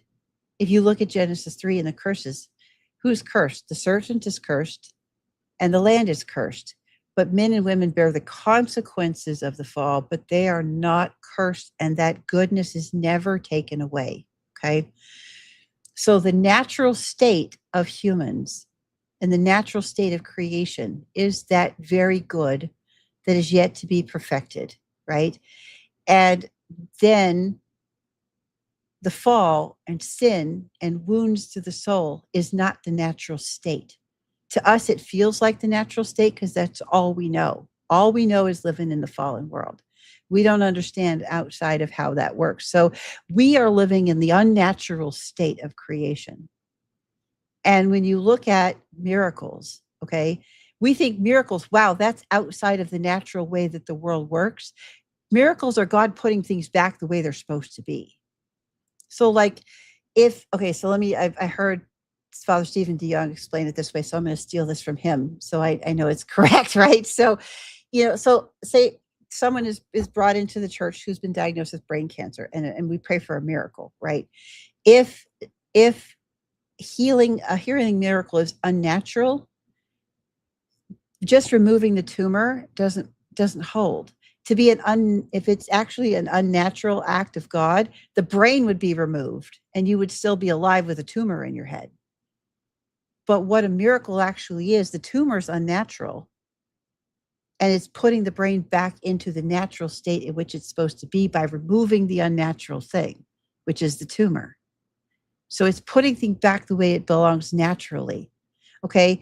And in the mind of the Orthodox Church, and holding and passing down the teachings of Christ and the way that we view the body of Christ and the Big T tradition, and that this is the order that Christ set up. But in the breaking away and in the schisms, it puts you in the unnatural. And so coming back into the church is coming back to the natural established order. That doesn't mean that God can't function outside. It's just that this is what we believe was handed down, the natural path to God. And you don't need a divine intervention in the unnatural to restore it to the natural, because you're already in the natural. So it's not that God can't work. We don't define how God works. We don't say where the Spirit can go and where the Spirit can't go. There are fruits of the Spirit everywhere the Spirit is. But what we're saying is that this is what Christ gave us, and this is the most natural place. And I also heard another priest one time say that in this conversation about surety of salvation and dealing with OSAS and conditional security and all of that, that you will never hear an Orthodox person say, I am saved. They will always say, I hope I am saved, but I don't know. But actually, in the mind of the way that the Orthodox think about things we actually have the most, in this natural, unnatural comparison analogy, the most natural progression to salvation. So it is the most secure path. And when you're outside of the natural path, doesn't mean you can't climb the mountain. It just means you're going off the marked trail. So we know on the trail where the benches are. We know where the bathroom stops are. We know where the vista points to take the best pictures are. We know where the ranger stations are. All of those things are already laid out and already known. And we know how, the church knows what it's doing in healing and dealing with trauma and all of these things. And when you get outside of the known, we have no way to help you. How do I know? How do I gauge, if you're not coming to your spiritual father for confession, you're not taking the Eucharist, you're not involved in prayer and almsgiving in a way that is familiar, we can't say at all. So we're not going to. And it's not a we're right, you're wrong condemnation. You have to think about it more in this natural, unnatural way of looking at things, because to us, this is the natural path. And if you go rogue, you might get to the top of the mountain. We can't say, but we can't go find you if you get stuck and stranded and injured out there, because we don't know where you are, right? Like, So would a good analogy be that they would say that the Orthodox Church is like a pilgrimage. It's a well-worn path that has lots of places that are just right off the path because of the fact that this is such a well-worn path and it's so well mhm, traveled, and everything there is designed for you, mhm, for your betterment. And if you're not a part of the pilgrimage, you're on an expedition, mhm. and you may Yep. get to the same destination, but it is not going to be comfortable, and it's not going to be pretty, and you're going to need some attention when you get there. Yeah. Yeah. It's a really good way to look at it. Yeah. That's awesome. Um, yeah, and there was one thing that Nathan Jacobs said in one of his podcasts that resonated with me. Uh, and he said, he asked his guest, he said, "Are you a Protestant?" And the guest said, "Yeah, yes, of course, he's a Protestant." And he said, "Are are you still protesting? Or is Mhm. there anything that the Latin Church could do where you would say, hey, we're reconciled. I'm going back in because this was a protest and we were refraining from communion until you change certain things. Okay, now we're going to go back and join communion. Or are you so separated? Are you so comfortable that we might as well just call this what it is? This is a divorce and you've created a new church." Um, and I think that's something that Protestants and evangelicals are going to have to wrestle with is, are you are you still in a state of protesting where, hey, we're just waiting for them to come around and we'll be right back there? Or are you so far removed from the Latin West Church that you just accept you're another church? Or is it, do you have a Gnostic view of the church? That the church is this invisible entity, a Gnostic and coincidentally nominalist view of the church, Mhm. where the church is just this invisible nebulous entity, and you're just going to arbitrarily place all of these Christians into this category. Um, and I think that is a question that it's uncomfortable, to have to sit with that, um, to say that I want to claim that I am part of the same church as all of the early church fathers, and yet I have a view of the church that none of them had. I have a view of the church and Christ's body that nobody espoused until 500 years ago, and not even that, because those churches were all state churches. Mhm. I guess nobody espoused until Pennsylvania. um, so what would, I don't know. I really just hit them with pain, and I want to give them salve. Um, what good medicine do you think would help people who are maybe grappling with this of what do I do in this situation? And let's say, because I'm assuming that your answer would be obviously, well, look to the east. But what if they have issues with that? Like Mhm. they're in a place where, because of their conscience, they just Mhm. couldn't do that. Um, what are things that they can do to try to relieve this tension? Well, I think I want to nuance a little bit what you said and say that I think there's kind of two groups there that now that we kind of see. You've got people who are still would be able to call themselves Protestants. You know, you've still got, and these are going to be more of your liturgical traditions, like your Lutherans and your Wesleyans, or your some of those. Like those are still going to fit in that Protestant model because they're still going to have gripes with Rome, still protesting some of the things that Rome did. They would still kind of fit in that category. And then you've got the rest of them. And a lot of this is the non-denominational evangelical world, which fits under this umbrella that's called restorationism. And that's one, and the group I come out of is very proud of that label. You know, they call themselves the Restoration Movement. They just bold face out with it. But so many people that come out of that space, it's this restoration mindset. And they're like, that struggle, exactly what you're talking about. I want to go back to the first century church, but I'm also trying to reconstruct something because of my nominalism, Gnostic, Neoplatonist, systematic brain. I have to reconstruct something that didn't actually really exist, that looked like something that wasn't there. So I'm trying to restore something that never really was into something that never can be. Right. So there's this like, and that's why I think that a lot of people are struggling and feeling so broken and empty. And like I was spiritually starving to death because you're trying to live in a space that never existed into something that never can exist. And I think that for me, Shaun, I think that I was very fortunate to run into a group of people who had gone through that process already and were able to sit with me. And a lot of the hangups that people have, I think, this is where you have to learn to see the image of God in people and where their image is covered over and where their wounds are.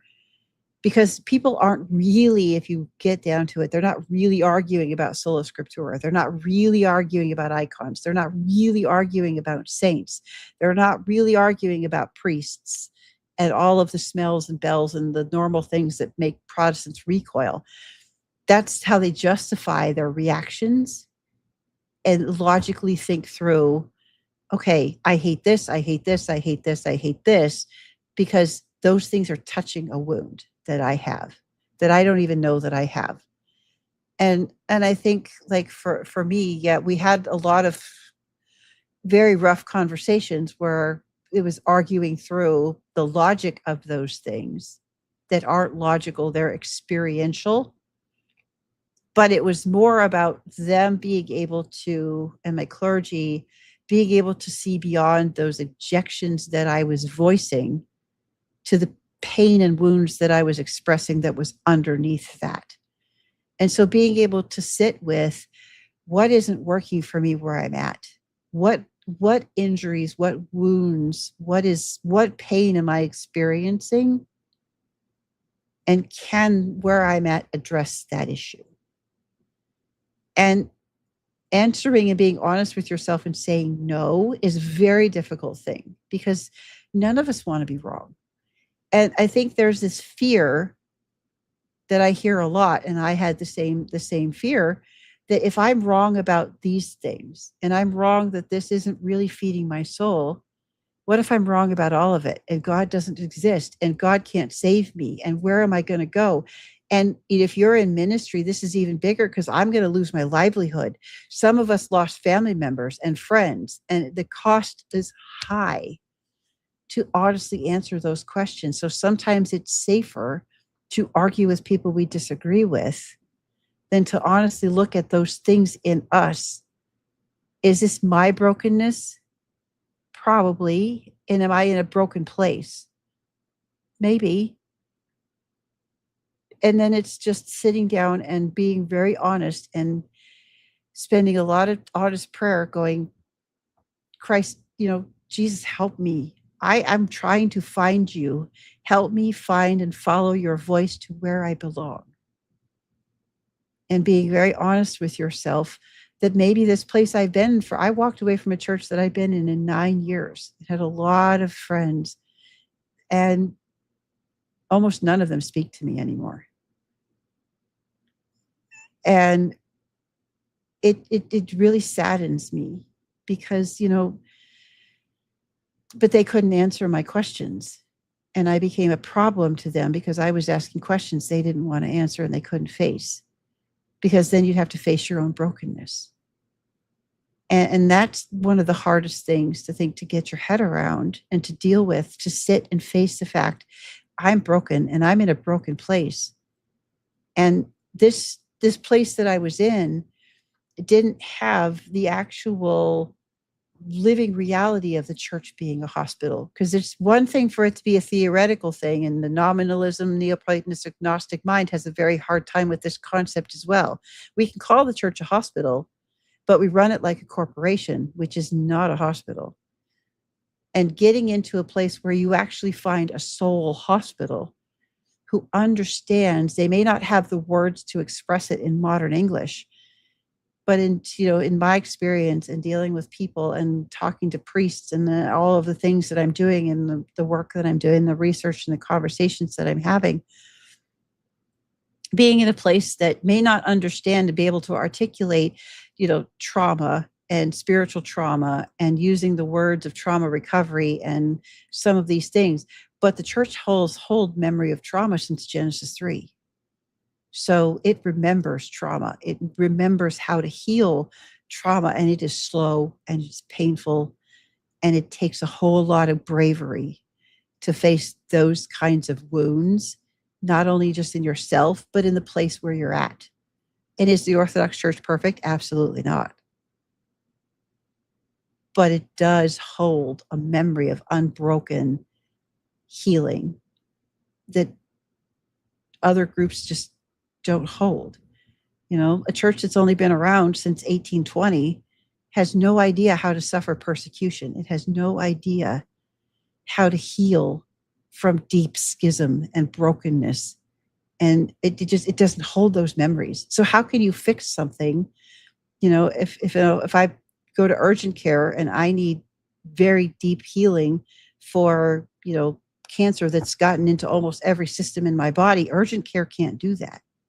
They could patch me up and get me out the door, what they did with my knee, and put me in a brace and a cane and send me home and say, go to physical therapy. They can do that. And all of the churches that I went to and the people that I'm talking to about coming out of these things, those are urgent cares. They could patch you up, get you back on your feet. But the deep wounds, without the experience of someone who's been doing this for millennia, it's very hard to be able to see those wounds and to know how to heal them. And I would just say, yeah, it's hard. And you may never be able to get there. But in that, starting to sit down and honestly look at, why do I feel this emptiness? Why do I feel like I don't belong? Why do I feel like this isn't working for me? Why can't I get anywhere? Why am I praying and it doesn't feel like it's getting answered? Why, God, if Jesus is supposed to heal and save me, why do I feel like my life is still a wreck and I'm not getting anywhere? That's our own wounds, but that's also maybe you're in a place that isn't quite ready and doesn't know how to handle those things. And it has nothing to do with them being bad people. Every Protestant pastor I know is full of the love of God and feels like they're trying to do their best in a broken system. And you can only get so far,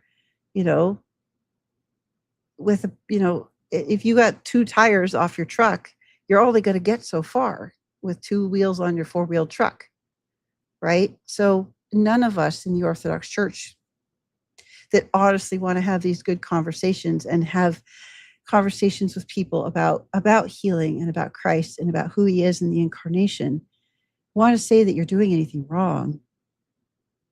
It's just that you've inherited a system that isn't equipped to deal with a lot of these really deep things that we struggle with, that goes down into our, that wounds the person, and that we've inherited from Genesis 3. And if you haven't been around that long, you're dealing with, staph infections with Tylenol. And it doesn't mean they're bad people. It doesn't mean that people are struggling are bad people. And none of us are condemning any of it. Ultimately, what we're saying is just sit with it and cry out to God. Christ will meet you.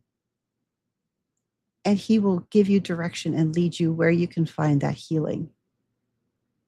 And like some of our mutual friends, Shaun, said to me a lot in the very beginning, they wouldn't even talk to me at all until I went to an Anglican church, a Lutheran church, a Catholic church. Like, go find where is Christ calling you. You may end up in the Catholic church. You may end up in an Anglican church. You may end up at the Baptist church 4 blocks up. You may end up somewhere else. But the important thing is finding where you find Christ, because that is where life and healing is in Christ. And that's what I think I would say. That was so awesome, so beautiful. I'm gonna let that sit there for just a minute, because I feel bad just jumping in out on the back of it. That was so pastoral, so beautiful. Okay. I also think that the Protestants, especially the evangelicals, are going to have this anxiety of, you're telling me Orthodox is the way that I got to do, or I got to go. What do I got to do to become Orthodox? Right? Like, because there's this idea of, I am saved. Like, okay, what do I have to do? And I think that an Orthodox Christian would respond with exactly what you said. You need to find Christ, because Christ is willing to meet you where you're at. Now, what that will sound like to some people who have encountered Jehovah's Witnesses and Mormons are, Christ will encounter you where you're at and lead you to my church, which is not what you're saying. No. So if you're a Protestant who is concerned that maybe Orthodox are right, then maybe listen to what the Orthodox are saying and don't jump into a conversion that you're going to regret. Because in our analogy of the expedition, you're not alone going up the mountain. Christ is with you, right? And he's rooting you on, and he wants you to get to the top of the mountain. You just didn't take the what do you call it? Not the consumer route, but the you didn't you didn't take the common path. The common path. You decided to take the scenic route, and now you're going to be there for a while, and all of the scrapes, the bumps, the bruises, all of the things that you feel in your spirit that are not getting healed, it's not because Christ doesn't want to heal them. It's because you're not at the place where the vendors are who sell the things that will heal those things. You are out in the middle of Timbuktu trying to climb up a mountain, and it is not going to feel pretty and fun. But the Orthodox would not be sitting there saying, you have to convert and all these things in order for you to have the grace of God in your life. And it's not like that, is it? I think ultimately we would say we have the best chance of helping heal your soul, but the choice is yours. It's never forced. And that's one of the things about the inquirer and catechist process. You can't just walk into an Orthodox church and walk up to the priest and say, I want to be baptized and join the church. And they're going to be like, slow down, because you have to be brought in. And it's a process that at its fastest takes 6 months. A lot of people take a year. I know somebody at my parish is on year 3. Sometimes it takes as long as it takes, but because there has to be this period, not just of you getting to know the church and you starting to understand why we do the things we do and understanding our theology and starting to knock some of those, Western systematic thinking out of your head and start to teach you the phronema. But we also need time to get to know you. Because if you just jump right in and get baptized right away, how do we know how to help you? We need time to get to know you. You need the clergy to spend time having conversations with you and start interacting with them, and they're the ones who are going to know, okay, you're coming out of this, and the things that you're telling me, the Holy Spirit is going to give me the right words, and to give me the right, like we say, explain it this way. The church needs to know what prescriptions that you need. Because if you have an allergy to something, and I give you something that contains, if you have a peanut allergy, and I actually have to give you medicine that contains peanuts because I didn't spend enough time getting to know you really well, I don't want to harm you. I don't want to give you medicine that's going to make you sicker than you already are.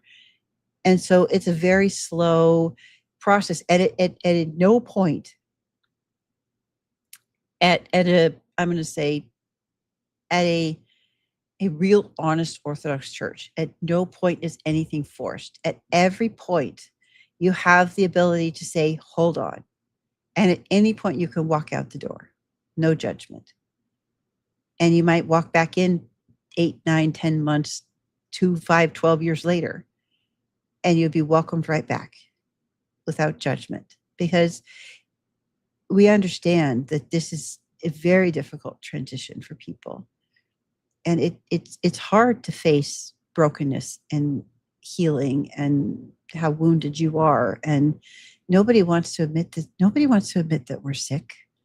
Nobody wants to admit, the truth is hard. If it's actually truth, it's hard. And so having people that sit with you for a long period of time, and as long as you need, and talk through objections and hangups and pain, to be able to get to know you well enough to know when you're fully brought into the church, when you're ready, then okay, now here is the medicine and the way that we're going to do that. Because this is another thing, I think, Shaun, that Protestants misunderstand about Orthodoxy, because we are not the Roman Catholic Church, and it's not a prescription. So you don't go into for confession. You don't go into, like, it's not like TV where you go sit in this box where you're anonymous and you spout out every bad thing you did, and then the priest tells you, do 27 Hail Marys and 15 prostrations and whatever. Here's the math formula here's the thing, how many times I did wrong, so here's how many times I need to do the opposite to make up for that. And then the human priest forgives you. That's not at all how it works. It's more like, where is my relationship with God still broken? And then, okay, so this is the thing that's a problem for you. So let's try doing this. And giving you the actually, not just, here's the, way I buy my way or earn my way out of what I did. It's no, what's happening to you, and the reason you keep doing these things is you still have a wound. Okay, so here's the next step in healing that wound. And it's going to be, all of this takes a long time therapy. So there's no instant in the Orthodox Church. That is a concept that doesn't exist, because it takes a lifetime to heal from the damage that we live through and that we continue to do to ourselves and each other. And it's not like once you step into the church, you stop getting wounded and you stop wounding other people, because we're still wounded and broken, and we still wound and break others, and we still wound and break ourselves. So it takes your entire life. And I think that's also a hard concept, because I want to get somewhere and I want to feel better. I don't want to hurt anymore. And there is a lot of relief, but there's also a lot of facing truth. And that's scary. And I think that, again, a Protestant is going to hear this and say, oh, great, now you're telling me it's going to take my entire life in order to be saved? What kind of good news is that? But, we got to remember that Saint Mary of Egypt received communion exactly once before she died, and she's a saint. I think it's Felicity and Perpetua are martyrs. That's the highest rate of recognition you could get, and they were never baptized. They died as catechumens. And so the idea is not, hey, this process takes forever, and if you don't get to the very end of it and become perfect, you're screwed. Yeah. Nope. That's but see, in like the Roman Catholic world, there is a sense of this that, Hmm. hey, you get baptized, reconciliation, and if you die with a single sin on your soul, you're going to hell. And so it's very formulaic in the Yeah. West. And so obviously, like, you can see why the reaction against that would Hmm. be, well, no, it's not by works. You got to just have faith. And if you just have faith, like, you're good. And I feel like the ancient Christians would, in some places, they talk about it is by faith. And then that exact same author, a little bit later, will talk about the works that one has, or that one should do in order to please God, and Hmm. um to really work out salvation in their life, in order to work out this healing, in order to need heaven into their hearts and into their souls. So it's not a one or the other, it's the both. And but I feel like Orthodoxy has it sits at this point where the Western Church looks at it and says, okay, the question of faith or works Hmm. is kind of answered in Orthodoxy of yes. Yes. And you have the conservative evangelicals, and you have the progressive liberal Christians, and the conservative evangelicals are missing something therapeutic, and the liberal progressives are missing something doctrinal. um, Hmm. and I feel like that they're reacting to something um, real, and yet they're leaving open gaping holes, because Hmm. neither one of them has what the ancient church has, which Hmm. is this wholeness, this therapy. And I feel like, from what I understand about Orthodoxy, that they're not even like looking like, hey, what all do we need? They're just like, hey, this is what we are. Hmm. And we just happen to encompass everything that you need. Is that a decent? So let me kind of explain, or kind of answer that with a parable, with a story from the Gospels. Okay, so the man that is healed at the pool of Bethesda. It took a heck of a lot of faith for him to drag himself to the edge of that pool, but he just couldn't get in on his own. So that was faith through the work of dragging his body as far as he could get, and then Christ comes and gives him the grace to finish it. And then that's all we have to do. That's all that's really asked of us, is the faith to keep dragging ourselves to Christ, for Christ to finish that process. So yes, you have to have both, because there is, there is, to have any kind of spiritual growth, you have to put in prayer. You have to read your Bible. You have to show up to church. There's stuff you have to do. That is work. And to say that faith alone, well, that's not going to get you anywhere. Really, it's not. And that's, I think, the biggest takeaway that I've learned. And I love the story of the man at the pool of Bethesda so much, because Christ met him where he was. He got as far as he could get, and Christ finished the work. Same thing with the prodigal son. He heads back. What does God do? He doesn't wait. He runs and meets him where he was. God is always responding to run to meet us where we are. This is the incarnation. Humanity is crying out in wounded brokenness, wanting to be reconciled with God.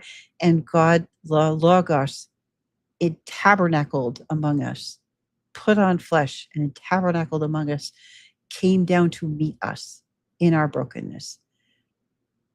We have to put in enough effort in our faith to get far enough, and Christ will meet that effort. So would you say that a good way to describe it is faith put into practice? Mm-hmm. Faith put into action. I mean, because a lot of those words, Shaun, are verbs. Pistis is used as a verb. These are action words that get translated as nouns into the English. So it's faithing. Yes. Kind of. Faith is there's this concept in Hebrew, and Greek does the same thing. They express it differently, but an abstract concept never actually happens without an action attached to it. So it can't exist without an observable action. So faith and works is two sides. Why we say two sides of the same coin, because without the action of the observable thing that makes the unobservable real, like you need action. That's why St. Paul in so many of his letters, and St. James talks about faith without works is dead. Why? Because my faith compels me to act. It compels me to work. It compels me to want to do these things. And it compels me to keep going back to Christ. And if I say I can have faith in any kind of works is merit-based, you're completely undercutting the fact that my faith compels me to keep pursuing Christ, and that takes effort. Well, and I also think that the question of how faith and works play into it is maybe a bit of an overreaction to Pelagius. Pelagius was saying that you could do everything necessary to please God without grace. And somehow that got spun into you cannot even have faith without grace. Um, I feel like it was just like a ridiculous over. It's like that little if you remember Vines, the guy who sees a spider and shoots it with a shotgun, like just way overreaction. And it's like you weren't even addressing the question that was raised, because if you read everyone before Augustine, all of the church fathers before Augustine, they had no problem with saying, yes, it's faith. Yes. And these are the things that faith accomplishes. Like faith does stuff. And if your faith isn't doing stuff, then you should get that looked at because your faith died. Uh, I mean, that's what James says. Faith without works is dead. Is it breathing? Does it have a pulse? No? Okay. You may want to get that cleaned out because your faith something died in there.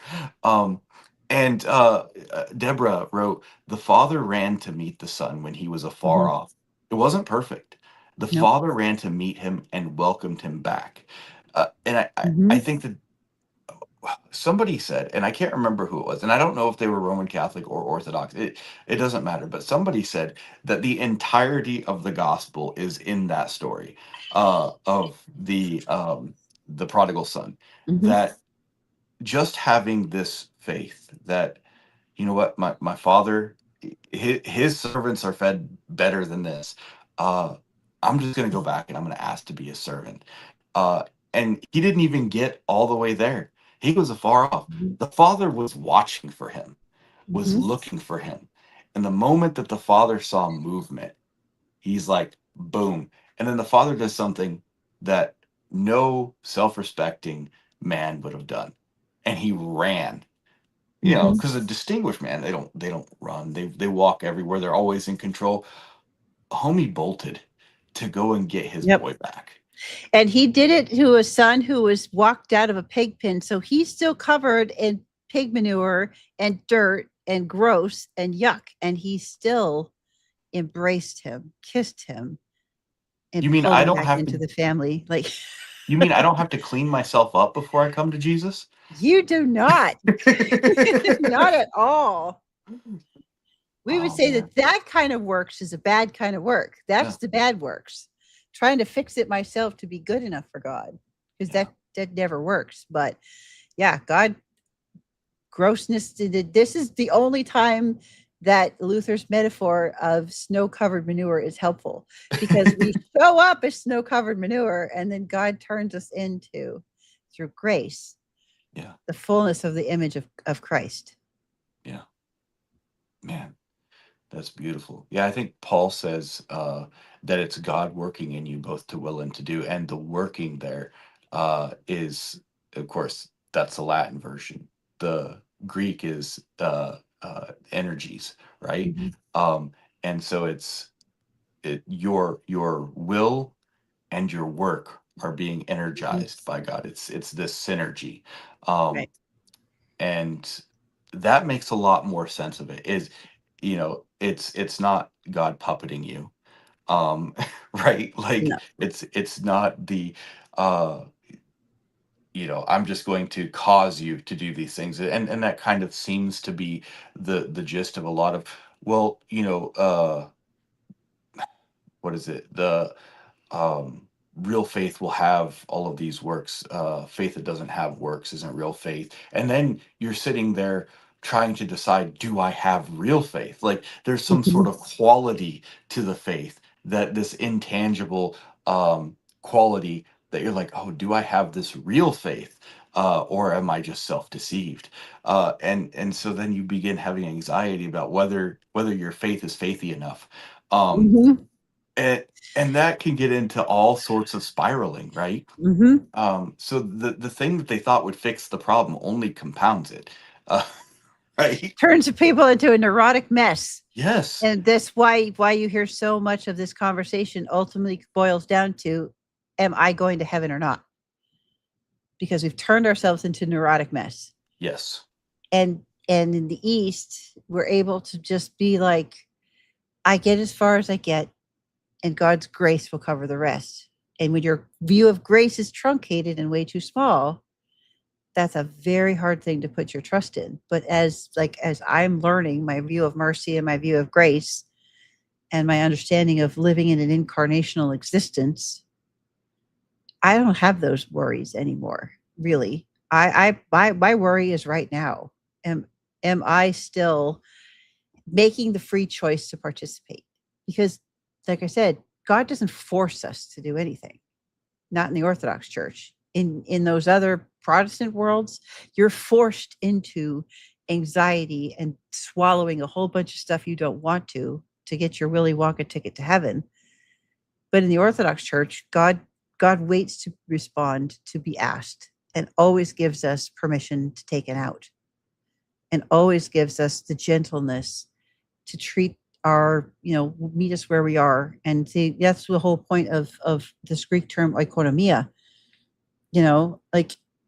Like me, like with my knee right now. Normally in services, you stand for the gospel, you stand for the censer, you stand for the Eucharist. And with my knee, like I just can't. So the priest is like, no, no, no, sit down. And I feel horrible the entire time because no, I want to be standing with everybody else.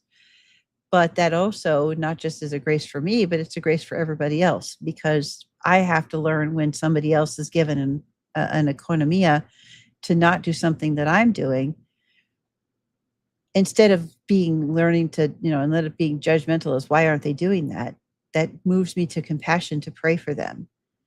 That whatever is not, that it allows me to show grace and mercy to them.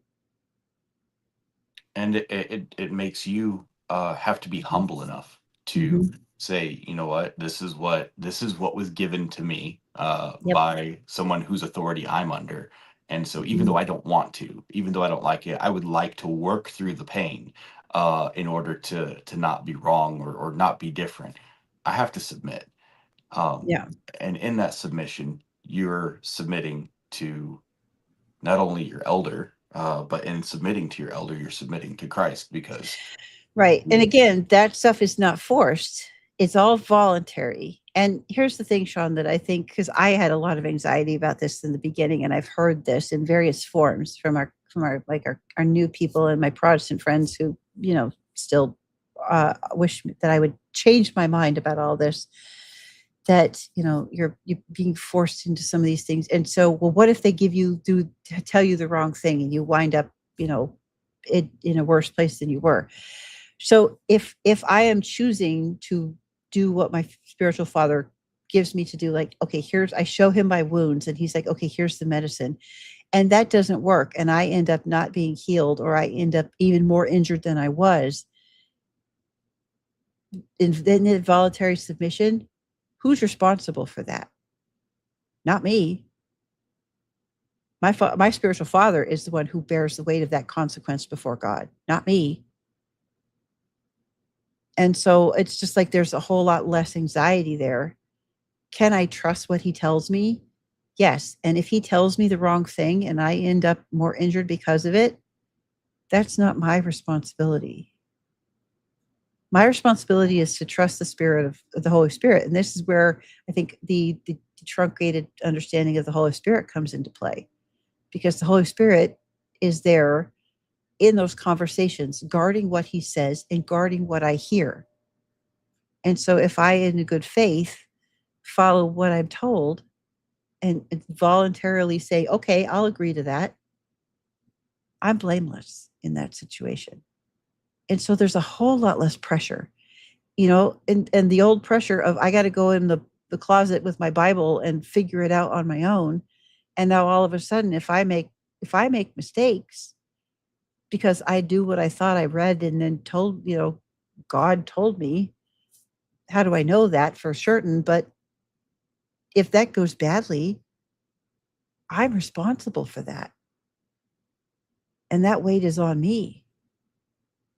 And in voluntary submission and obedience, that's not my weight. That's not my injury. That's not my responsibility. That is the responsibility of the person that I have been submitted to, because they are a representative. They are representing, iconing Christ for me.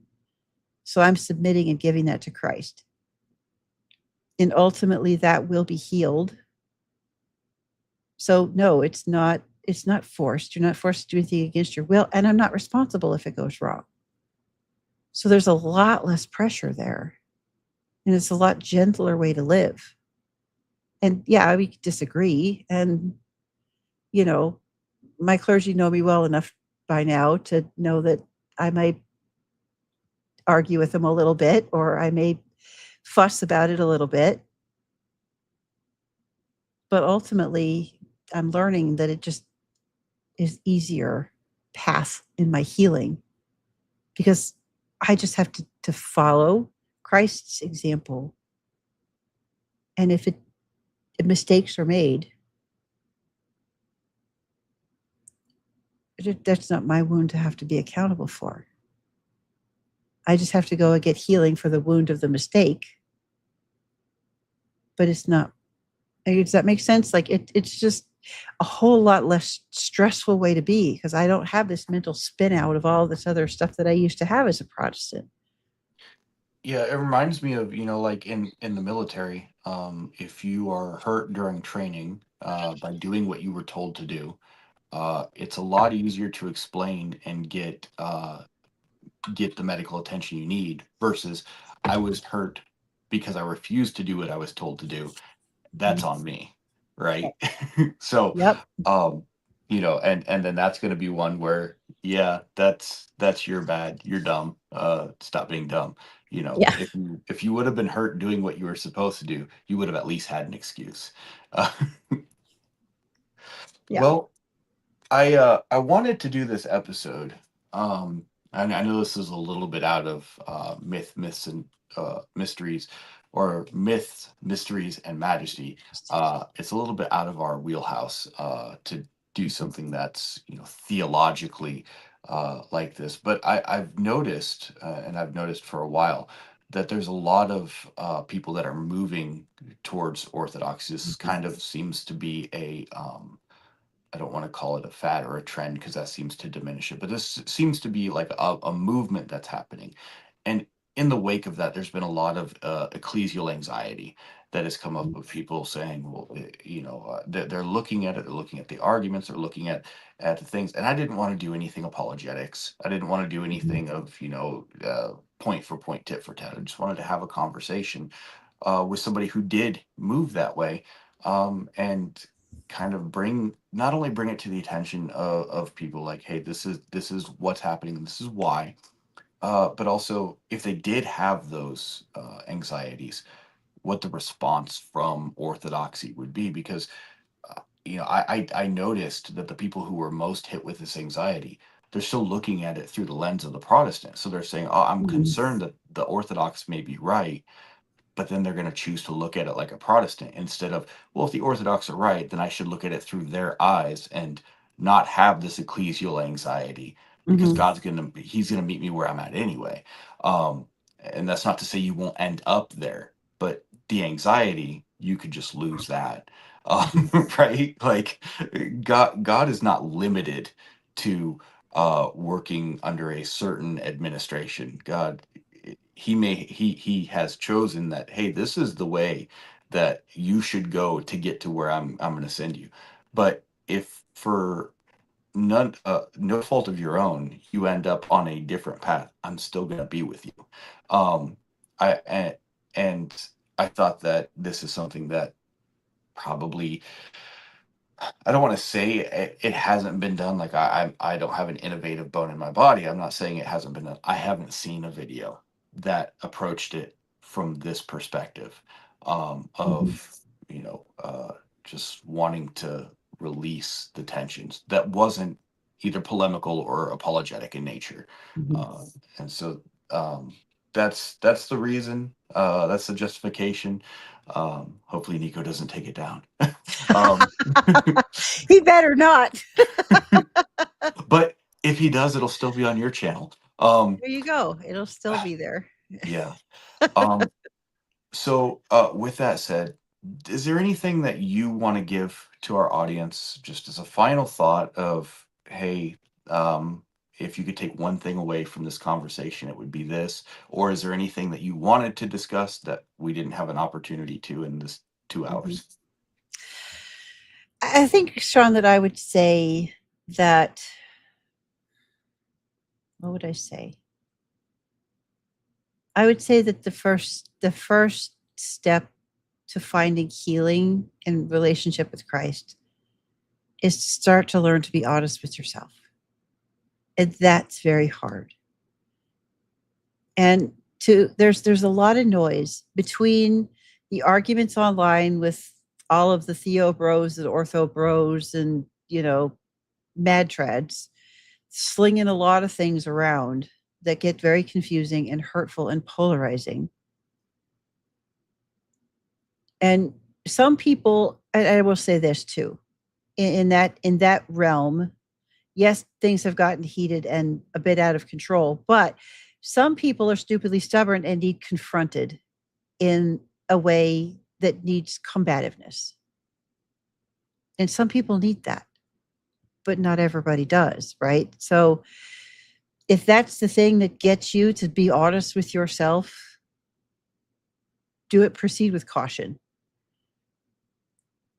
But ultimately, and you see on this, that it's a phenomenon that a lot of people, not just Orthodox, are talking about, this Protestant panic. What are all these people leaving for? Why are they leaving? Why are they going to Anglicanism and Lutheranism and Orthodoxy and Roman Catholicism, high church, high liturgical, historical churches? Why? Maybe instead of getting defensive, sitting down and having conversations about, with the way that our society is now, and that we're seeing the collapse of materialism and the collapse of nominalism and the collapse of Neoplatonism and the exposing the Gnostic underroots of our epistemology.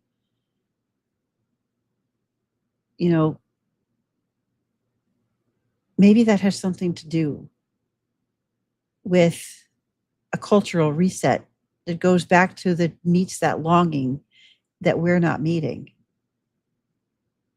And, having some honest conversations. And maybe that's doing the brave thing and sneaking into the back of Vespers and just watching. Or, sitting down with somebody else at your church and being like, being honest. Why do I feel like I'm not really getting the healing that I need here? Or hosting at your Protestant church a roundtable conversation with high church clergy. My preference would be Orthodox, but I'm Orthodox, but again, from all of what we said, Christ will show you where your healing goes. And being open to having some of those conversations, because there's one of the things that's beautiful about the Orthodox Church that I'm not aware of the other traditions, so I can't speak to this with any kind of, no, it would be speaking out of ignorance, so I'm not going to do that. But there has been and is a trend of entire churches joining the Orthodox Church. Entire congregations are deciding this is the way to go. And so whole groups are coming over. and maybe just, but it starts with sitting down one-on-one with people in honest conversation and sitting down in prayer and crying out to God, why am I not feeling like I'm getting anywhere where I'm at? Maybe where I'm at is fine and there's some brokenness I'm not aware of in myself. And start there.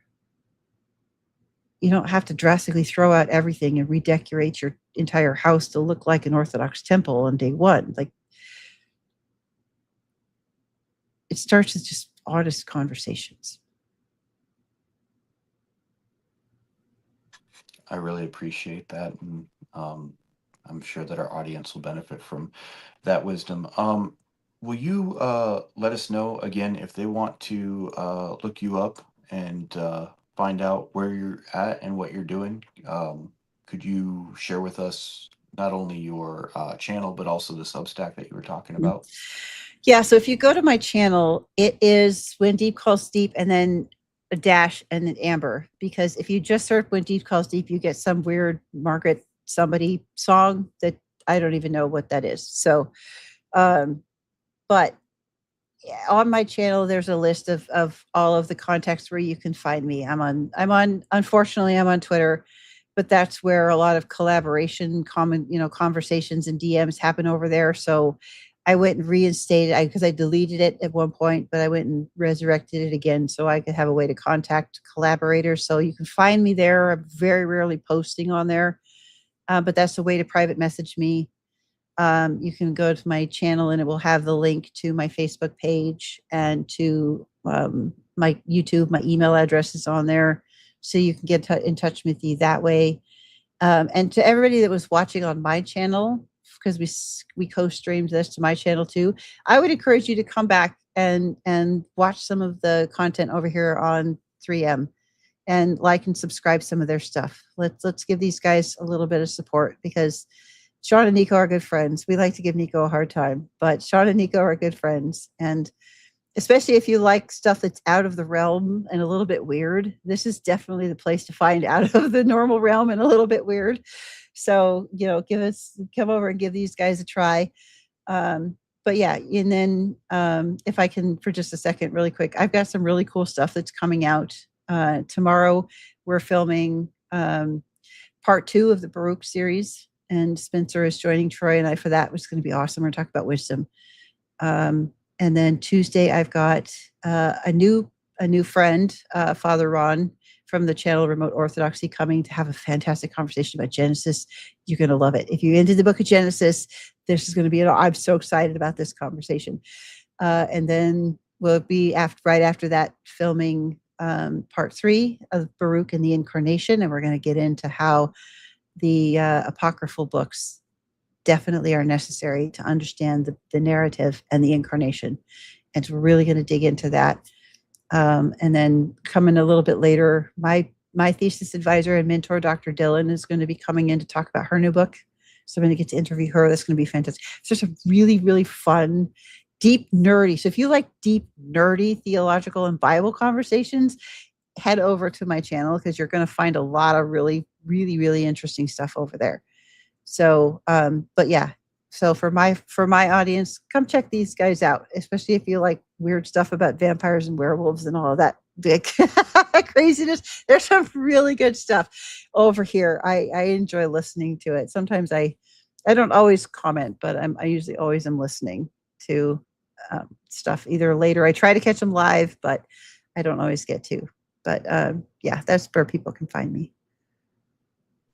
Well, we always appreciate you coming and watching our stuff.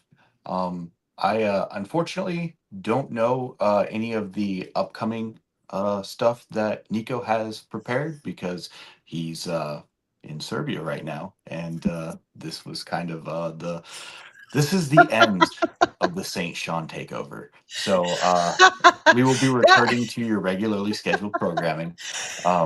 I have to say, this is probably, I think, Shaun, my favorite, because you sent me a message and like, I'm going to go rogue and I'm going to take over and go live. And I was like, I'm down. That's so awesome. I have a record of doing this is the second time because Tyler and I did a takeover of Cosmic Corner once. And you can go find I watched it live. I watched it live. It was so funny. And Josh, when he got out, he was like, and I'll tell you a funny story about that. I mean, not that anybody cares, but it was hilarious. So I was talking to Tyler. We were working on collaborating on episodes that we had coming up. And I think Josh can correct me later if I'm wrong, but I think that we had been invited onto Cosmic Corner to talk about something. I don't even remember what. But Tyler was like, hey, you know what? Let's just take over Cosmic Corner. Josh is late. Let's just start. And no, he said something about Josh being late. I'm like, oh yeah, well, we could just take over and start. And I learned a very valuable lesson about communicating with Tyler Fowler. You never say anything like that, because before I was ready, he hit start and went live without Joshua Davidson. And Joshua Davidson showed up a few minutes later and he was like, and I had my camera off and I was like, I'm just absolutely going to die because I never intended to take over Cosmic Corner. But I said the wrong thing to Tyler Fowler, and there it is, preserved forever on the internet until Josh has mercy on me and goes and deletes that episode, because it just, that was just like one of those like, oh, Lord have mercy, what did I just do? So this is my second channel to take over, so it's been kind of fun. Yeah, so anybody who's part of our audience, you've heard of Cosmic Corner before. We've had Joshua Davidson from Cosmic Corner on. Do yourself a favor and go and like and follow Cosmic Corner. I've been on there a few times, so you will get to see my beautiful face. Also, Amber has been on there a few times. You've been on Cosmic Corner, right? I've been on Cosmic Corner twice. I was on that takeover episode, and then I was on Troy's last episode on Cosmic Corner. Yes. When he took his break. But you used to have your own segment on Faith Unaltered, right? I had my own segment with Tyler Fowler, and then we also had Courtney and I had Hebrew Bible Breakdown, which all that stuff is still there. So yeah, go check that stuff out. If you really want to get into the Hebrew nerdiness, go check out that playlist, because it's also pretty epic. Yeah, so we are way off script now. But we didn't even have a script, so being off script of course is not even have a script. not even an accurate description. He's just like, we're gonna wing it. I'm down. Let's just do it. We'll wing it. Yeah. So well, we're gonna go ahead and end the stream since we've been going for almost 2.5 hours. But I am going to just sign off. It's been mythical, exploring the mysteries of Christ's Majesty.